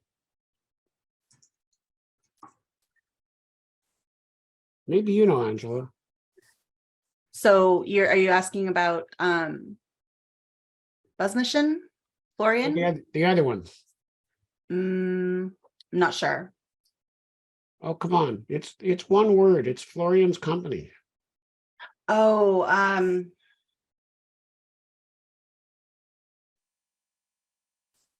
Okay, I'm going to look it up. It's not coming to me right now. It's because of this stupid crud that I have. My brain is only half working. It does tend to make one a bit foggy. So Nancy asked in the Q&A, do you plan on scanning text to create keywords? So actually, you don't even need to do that, Nancy. You can go into the search field, and if there's text in a document, Mylio reads it. It has optical character recognition, so you can find text. So looking at this screen, if you typed in robot into the search, that document that says robot will actually pop right up. So there's no need to necessarily put that into a separate keywords field. You can search that as it is right now. So that's pretty cool. That's very, very helpful. I use it all the time. Yeah, so if I want to look up, I wish I could remember that word because it was such a good. So there is a database called Spanner. There's the folder, but more interesting, here's every picture and every paper that has the word Spanner in it. I didn't create any keywords. By the way, if you were trying to time that query or the query on the map, or what's my blood type, the query to find my Red Cross card, you can't time it because it's under half a second. It's very fast. Yep. So there's my Red Cross card. And there I am, I'm an A negative, but I'm not going to remember that, but I don't have to. So Peter asks, why have you organized your folders so minutely instead of doing the organization in albums? Is it a personal preference or another reason? I use lots of albums, but the thing about folders is folders are what's in the file system. Folders are what, like when I'm importing stuff, they're going to go into a folder. If I want to get things from Photoshop, it's Photoshop understands folders, not albums. So I use both. Awesome. And Gregory would like to know how the name Mylio came to be. Yeah, these are all my albums, many of which have other albums in them. So there's no lack of albums. Well, originally it was called Mylio, and it was just a cute name. And then Sony had that trademark, and we tried to get them to let us use it because the product was discontinued. And then we argued the hardest thing to do in a company is naming something. That's There for were sure. people who threatened to quit over one name versus the other. We ended up with two names. I don't even remember the other one. So it sounded nice. And then since then, we've decided to come up with the story that it stands for. My life is organized. It works. Yeah. I like it. And then David, Beth mentioned she wants to read your memoir. Rich reminded us of what the name of the company is. It's Media House. Oh, thanks, Rich. Yeah, I think there's another name. I was looking up the contract. I'll try that.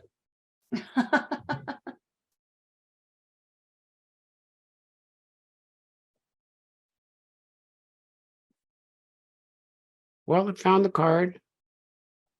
Not because I created a keyword.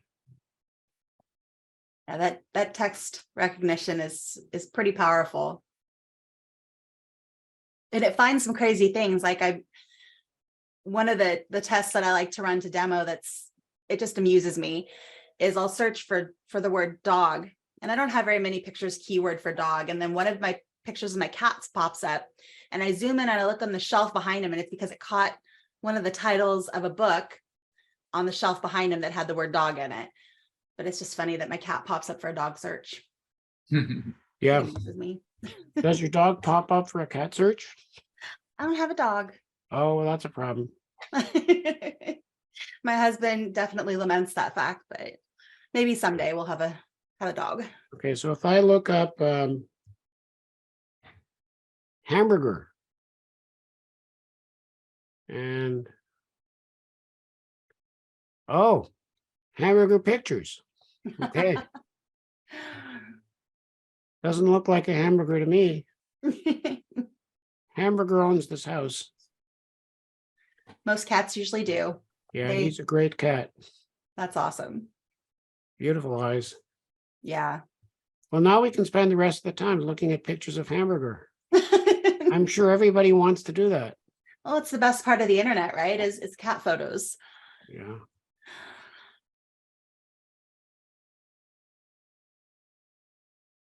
So are there any other questions for David? I don't want to keep you too long. I really appreciate that you spent a half an hour with us. The last half an hour of the webinar is for open Q&A. And JC, did you have any other closing thoughts, or David, anything else that you would like to share? Well, there's a few more questions that people are asking for David. Yeah, Oh, I'm okay. happy to keep Where did I going miss until we them? run out of questions. Did I miss them in the chat, or where were they? They're in the Q&A. So somebody wants to know how you get your articles into Mylio. Are they downloaded PDFs, or do you use a scanner? Actually, both will work, but David, I'll let you answer on how you get your documents into Mylio. Well, there's a lot of different answers. They're all simple. I use the share framework a lot. So if I'm on, for example, I belong to the Association for Computing Machinery, and every month they have a technical journal, and I'll go through and decide which articles I want to read. And then I'll click on an icon that says PDF. And let's say I'm doing this on my iPad, I'll click on the little box that Apple has, which is a box with an arrow coming out of it. And I'll pick Mylio, and it's in Mylio. Now, if I'm on my Windows or Mac computer, I can either use the share framework, I can drag it onto Mylio, or quite often I'll navigate through the file system to the appropriate folder and put it in the folder. So like I got medical results from doing my annual physical, and there were like 6 different things. So I scanned them, and then I took the scanned files and I dragged them one by one into the subfolders in my medical folder. Nice. But it doesn't have to be PDFs. It could also be Word documents. It could be spreadsheets. It could be PowerPoint presentations. It could be text files. Okay, here's an interesting one. Talk about albums. So, okay, now you're going to think I'm crazy. You can go and tell everybody that you saw the proof of the fact that I'm crazy. Books. Books I want to read right now. So each of these, the entire book is in Mylio. Oh, wow. Are they in a PDF form? Yeah, most of these are in PDF form. Nice. Never thought to put those in there. There's a question from John in the Q&A. Has the user guide been upgraded to this new release? Yes, it has. It's live at manual.mylio.com. And I also put that into the chat. So hopefully you find that helpful. And if there's anything that needs clarification, I'm the person that you'd want to reach out to. So you can find me in the community. You can send me a private message, or you can email me at angela@mylio.com, and I will be happy to clarify anything that's missing from the manual if I didn't get it quite right. Angela worked really hard to get that update in time with the release. So thank you for that. I think it went live about 5 minutes after the update went out to everybody. So Meanwhile, I was on vacation, so I feel kind of guilty about it, but only a little. don't feel too guilty. It's all good. Deb says, not a question, but I want to say I love Mylio and you have a fantastic support team. Thank you. So JC is actually our support lead. So it's his team that you've probably worked with. So kudos to everyone in support. They do a phenomenal job. I'm constantly talking to them as well, getting answers and insight on things that I'm still learning. So Mylio is a huge program. And I always encourage people to learn a little bit here and there, use what makes sense to them, but you don't have to use every aspect in the program. Because if you start thinking you have to know everything, it gets overwhelming very quickly. So take a little bit at a time. And the more you use it, the more you're going to love it and the more you're going to dig in. That just naturally happens, but don't feel like you have to understand everything all at once. And truly use it with different devices, because Yes. what you might use Mylio for on your computer, for example, editing with a third-party application, is completely different than what you will do with Mylio on your iPad or on your phone. And the ability to have all that functionality correlate with the device that you're using is really marvelous. One of my favorite things to do in Seattle when we have our wonderful summers is sit out in a hammock with my iPad and do a lot of face tagging and organize my photos and like move photos into folders. And then when I get to my computer later in the day, everything is there already. And it's just such a good feeling because I got to spend time in the hammock, which it's an important thing to do.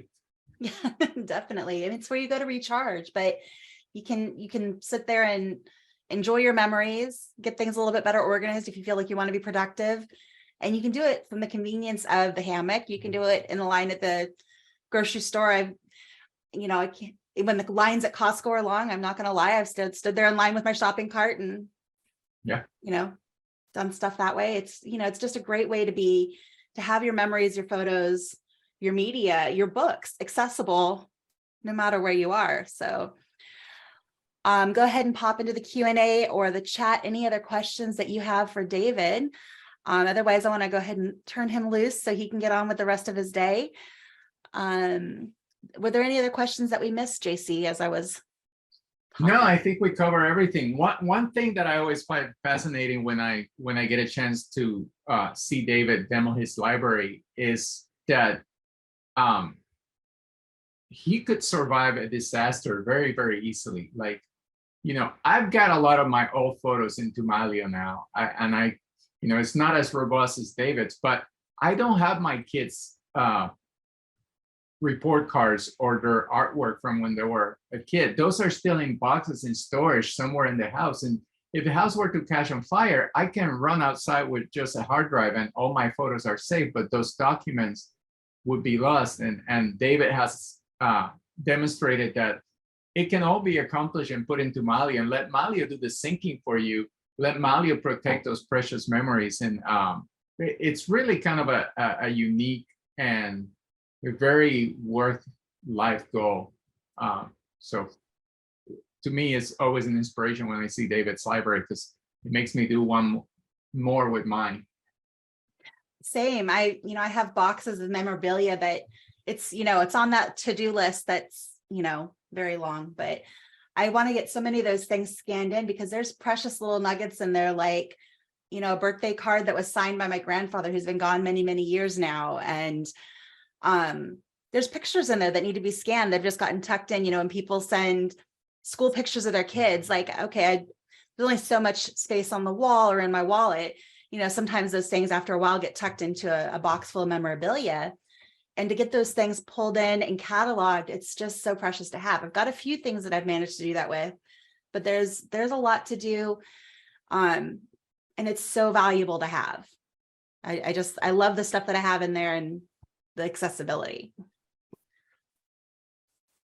All right, a note here for David says, thank you for sharing your life and how you use Mylio. It's very impactful. So nice to know you a little bit better and understand your motivation for creating Mylio.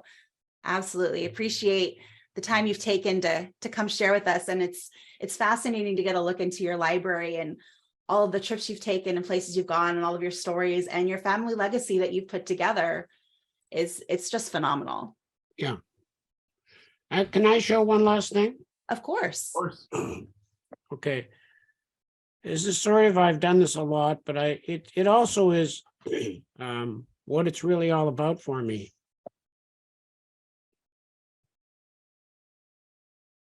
So as I mentioned, my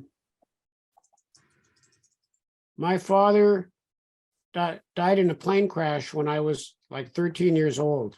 So my oldest memory of him is him and me sitting on a beach somewhere north of Toronto. But you know, the thing with those old memories, you never know if they're really real or not. I mean, that's just the way the human brain works. It's amazing, and we can remember things we didn't think we can remember, but you know, the memories really are constructed. It's not that they're not real, but that's how we store them. So when we launched Mylio, we had a keynote speaker and he showed up and he was like very emotional, and I asked him why, and he said, oh, I had told him if he had Mylio, he would discover pictures he didn't know he had. And then he discovered one in a plane and found himself in tears. I thought, okay, you know, and I've told people that's going to happen. It hadn't happened to me yet. And then I was about 3 days later, I was on a plane and I was going through old pictures. So there's me, my sister, and my mother. There's me, my sister, and my father. There's my father. That's a picture in Israel with our dog. And then there's the memory.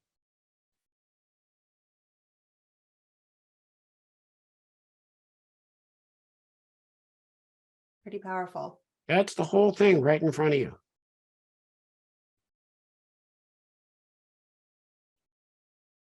Awesome. It's not the technical features. That's the whole thing.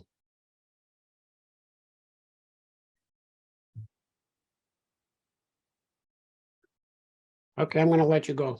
Thank you so much for spending some time with us, David. This was amazing. And the why behind Mylio, why it exists, why we use it. I mean, that's why we're here. This is it. Yeah. It's all about the memories. I don't know if you're seeing it on your screen, but we've got a lot of emojis flying from our attendees. So Yeah. some great feedback there. Wonderful. Beth's asking, what's the best way to digitize the gobs of boxes of photos of my past? That is a great question, Beth. So we actually have a scanning course that we're going to be releasing here in the next couple of weeks that we talk about different ways to get your pictures that are in those boxes and albums into Mylio Photos. You can do it yourself. You can pay a company to do it. You can kind of combine those approaches depending on what you have that needs to be digitized. We have a partnership with Epson, and I highly recommend the Epson Fast Photo Scanner. So if you have pictures that are in decent condition, meaning they're not jagged edges, they're not too bent up, there's not adhesive on them, and you have ones that are, you know, you can group into similar size, you can feed them through that scanner. It's a sheet feeder at about 30 images at a time, and it is blazingly fast. If you've ever scanned things in with a flatbed scanner, you know how slow it is to get everything placed, and then you run the scanner and then it has to preview things. This Fast Photo Scanner from Epson is absolutely marvelous, and I highly recommend it. So if you're going to be scanning things in yourself, perhaps investing in that might be a good way to go. It's not an inexpensive piece of machinery, but what I have recommended to people is if you have several people in your family who have those boxes of images, maybe go in together to buy it as a group, and then you can just hand it off as everybody finishes their projects.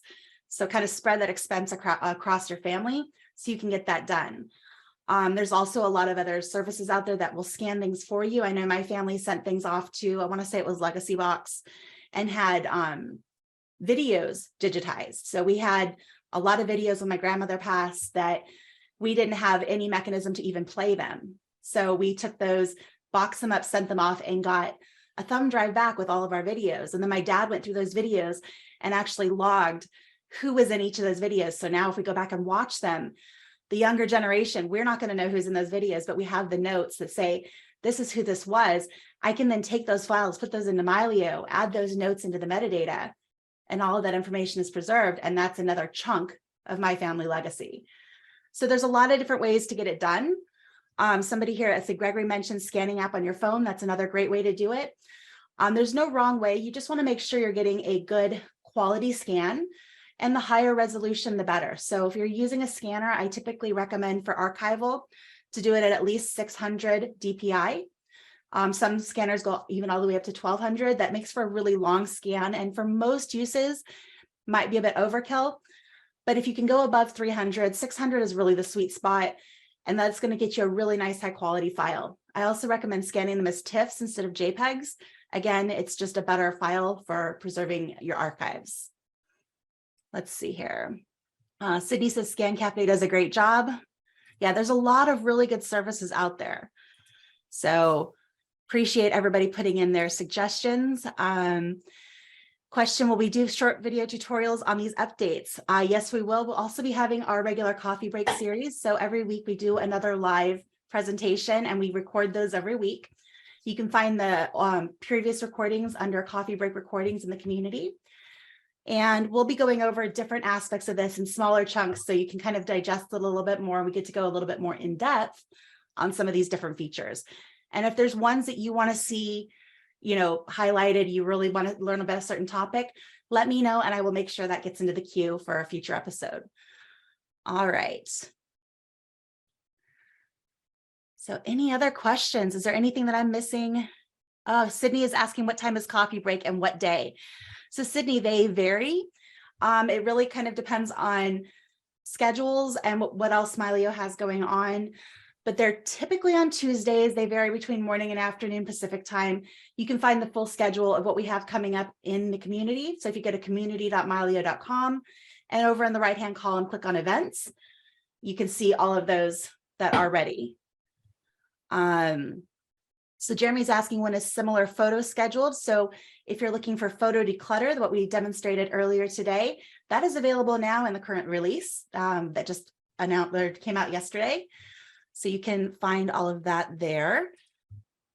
All right. Take a look here. Anything else that I'm missing, JC? No, I think you catch everything. You're going through them faster than I can read them. Let me pull up a browser here really quick. I'll share my screen and give just a quick walkthrough of the community and of the manual so people can see where to get a bit more information. Yeah, and while you're there, Lincoln is asking when will this be posted to be view again, so you can show people where in the community they can find this recording. We usually post it within 24 hours, so early next week you'll see it. 24 business hours, that is. Yeah, since this is a long webinar, I would say it might take a little bit longer than that. But we'll get it broken up into smaller segments so you don't have to watch through 4 hours to find the one segment that you want. And we'll have those videos ready for you as soon as possible. All right, so let me share my screen. Can I do one thing before you do that? And then I'm going to sign off. Yes, of course. I always hate it when things are incomplete. So Rich was right. My brain is really in a fog today. So we were sitting there and somebody asked for the agreement that we have with our German distributor. And so I pulled up my phone and I typed in Buzz Mission. And there's the folder. And there's the agreement.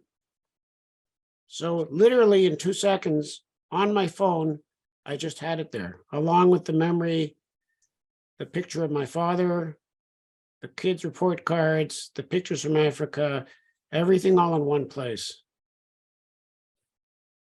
Amazing. And I'm not that stupid. Pretty stupid, but not that stupid. Okay, thanks, Rich. Okay, I'm going to let you guys go. I'm going to stop sharing and I'm going to disconnect.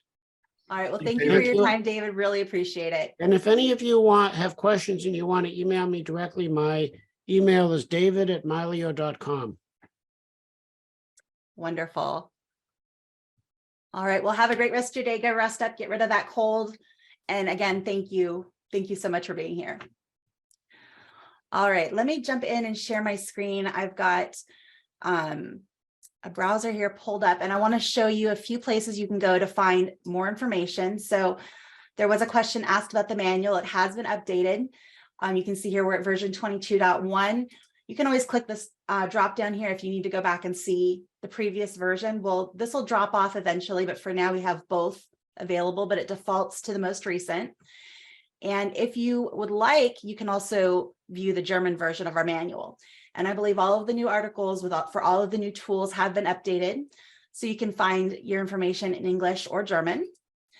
And as far as the community goes, all you need to do is type in community.mylio.com. There are a few things you can view without having to log in, but I do recommend, if you haven't already, to go ahead and create a login to get in here.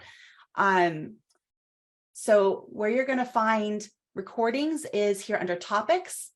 And for coffee breaks, you can click onto coffee break recordings and see all of our previous coffee breaks that we've done, all of the different titles and topics. And if you go back to topics, we also have our webinar replays. So this is where you're going to find the recordings from today. So we will break it up into several smaller chunks, more digestible, and then you can get in here and take a look.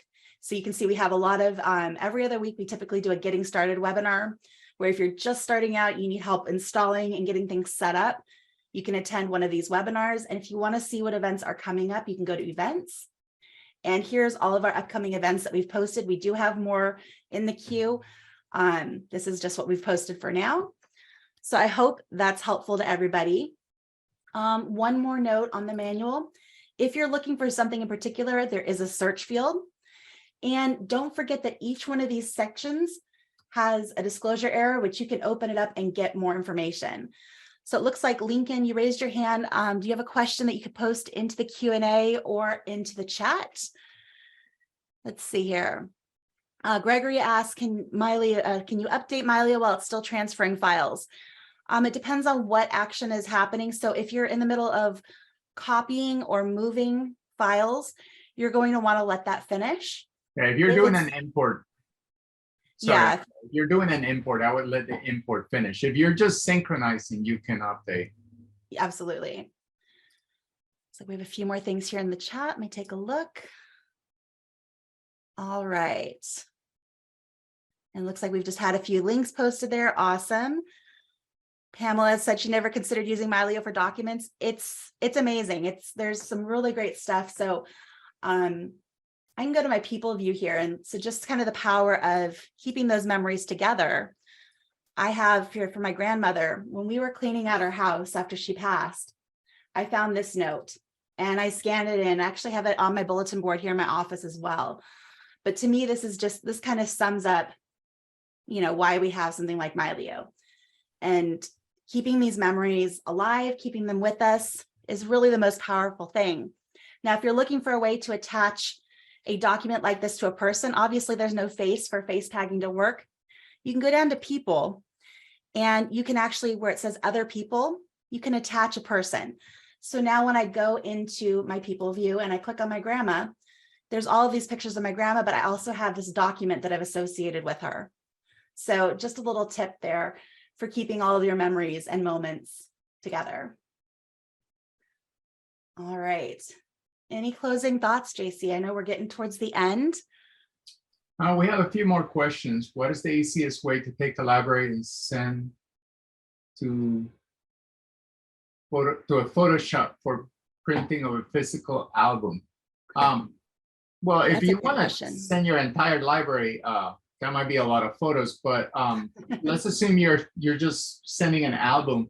You can simply select that album and export. And one of the things that I would recommend if you're sending your photos externally is to use that new Save Share feature so that the metadata for the photos is not included.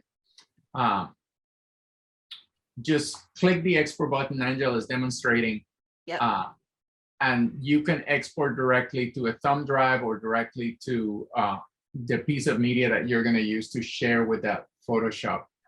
But yeah, keep in mind that Save Shared so that the metadata for your photos is not included. You never know who's going to have access to those photos when you give them to somebody else for printing. Yep. Another question, is there a word distribution count for the OCR scans so one can see all the words found, including the misspellings? There isn't a user interface for that. I'm sure that there is a SQL query that one of our developers post and you could see those results, I suggest you post that in our support forum at forum.mylio.com, and one of our developers might be able to give you that answer. But currently there isn't a user interface that would allow you to do that. So that was actually one other link that I wanted to point out. So if you go to forum.mylio.com, this is our support forum. It's a bit different from our community. And I would say that probably our most technical users hang out here. There's a lot of support questions that get asked here. And it's a very helpful group. Our support team is very present. And a lot of our developers also monitor this very, very closely. For most people, the one area you're going to want to pay attention to is this feature requests. If you go in here, this is where you can vote on features that you would like to see. You can post requests for things that you would like to have added to Mylio Photos in the future. And this is watched very, very closely by our product team. So for a lot of you who have been asking about getting that area in the info panel for seeing which albums a photo had been added to, it's because of things like this. This is where people ask for those small things. And if we can do it, we usually do. So if there's something you'd like to see, something that would make your life easier, this is where to post it. Just really quickly, Rich is mentioning in the chat that we are working on a UI for OCR, as well as some AI for search in general. So those are things that are in the work. We know about them. There's a lot of functionality that Mylio has that is not exposed in the user interface. It's one of the things that mesmerizes me about the depth and how feature rich the application really is, that there's so many things that we can still do under the covers that we haven't developed a user interface for yet. But we're constantly working on those. We're constantly improving on the user interface. So keep your eyes peeled for all those updates. There's a lot planned for the coming. There's a lot we have coming in the next few months and over the next year. Expect the program to get immensely better. So it's already pretty amazing. I'm blown away all the time. I'm still learning things pretty frequently, but it's just going to keep getting better. And we have a great team who's working hard to make that happen. All right. We've got about 8 minutes left for open Q&A. If there's any other questions that we can help with, this is your opportunity. JC, is there anything else that we missed that you can think of that we should share with folks?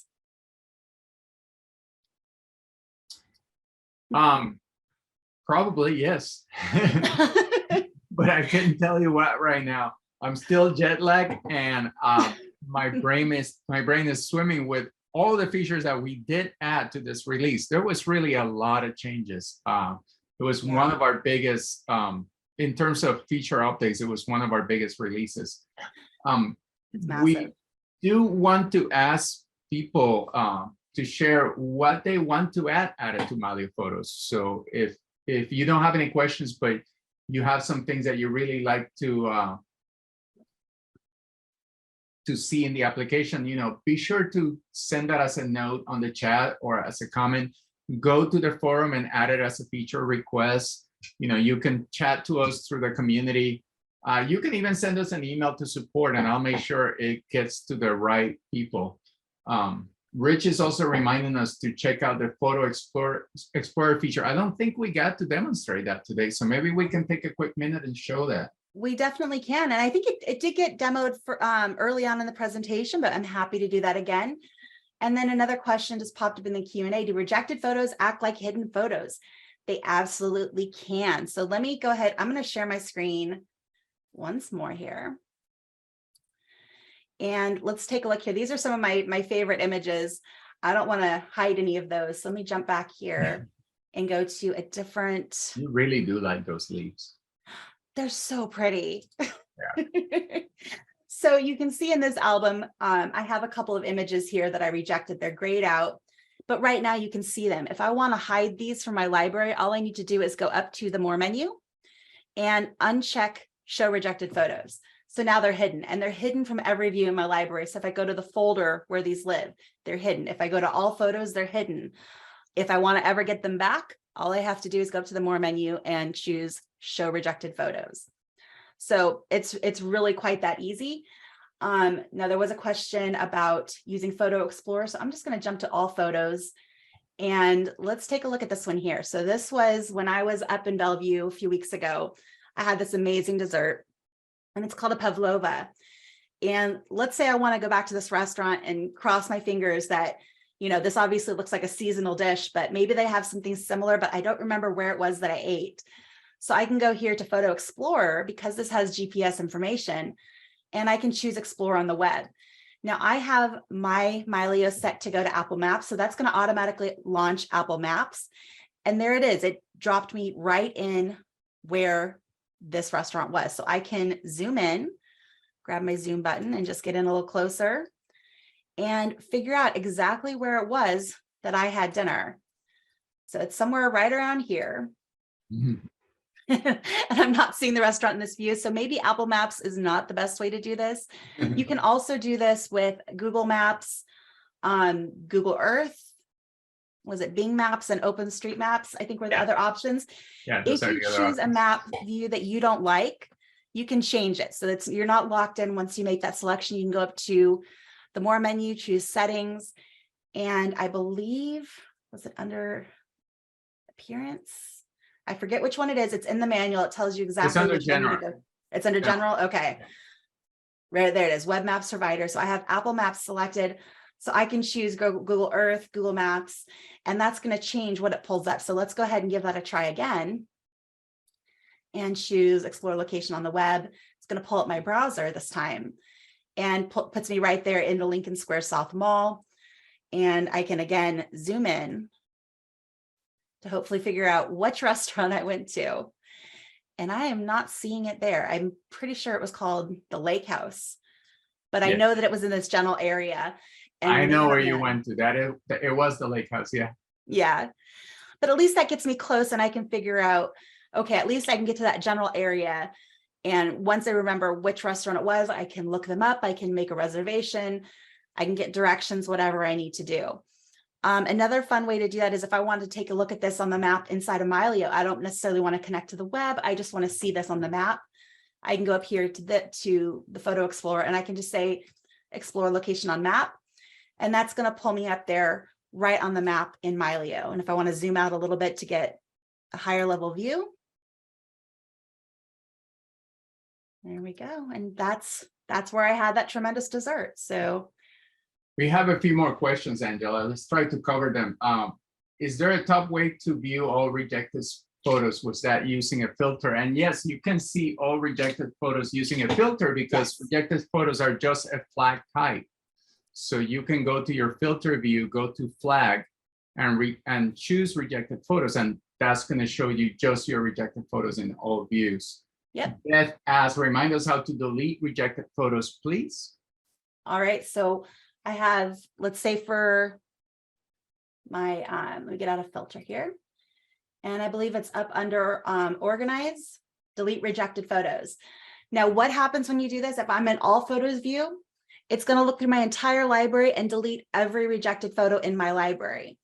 If I want to limit this to a specific folder, let's say, all right, here's one that's rejected. I'm going to go ahead and say Show in Folder and go back a level. I can then go up here to Organize, Delete Rejected Photos, and that's only going to delete the rejected photos from the specific folder. Jackie's saying she likes being able to see albums that photos are in, that new feature. Can I see the related events? So I'm assuming, Jackie, that you're asking, you're making a suggestion for a feature request. So we will work on that. We'll add that to the list. And then Deb had one question about when the iPad gets low in power, I get a message that soon Mylio will run in low power or something to that effect. Is that true? And if that, oh, Mylio sends a message when you're low on power, Mylio will pop up a message that tells you you're low on power and whether you want to override or not. Mylio can be pretty power hungry on a mobile device because it's doing synchronization in the background. So that's why that message pops up. You can override and continue using Mylio, or you can say okay and close the application so that you can use your phone or device for other things like, I don't know, making a phone call. But that's why that message pops up. But nothing to worry about. So one last question that's in the chat. Larry asked, does Mylio now move SRT files with video files? Do you know the answer to that? I know there's some files that get moved, some that don't. I am not familiar with SRT files. Rich says no on SRT. Yeah. So those do not travel with your video files, not at this time.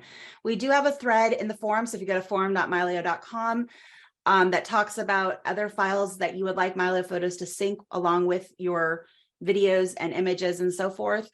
You can add that there to that thread. I know there's people who have asked for files from On1, from DxO, from some of the other sidecar files that are created with different types of images. So that would be a great place to list a request for SRT as well. All right, well, we are at time. Thank you all so much for joining us. JC, I appreciate you co-hosting with me for this last hour and helping out throughout the day. It's been a great 4 hours and we've shared so much information. My mind is spinning. I'm sure yours is too. To everyone who's stuck with us for 4 whole hours. Yeah, I want to say joining us. You're amazing. Thank you. With that, I'm going to go ahead and turn y'all loose and wish you guys a wonderful weekend. Make sure you visit us in the community. Ask us any follow-up questions. We're here to help.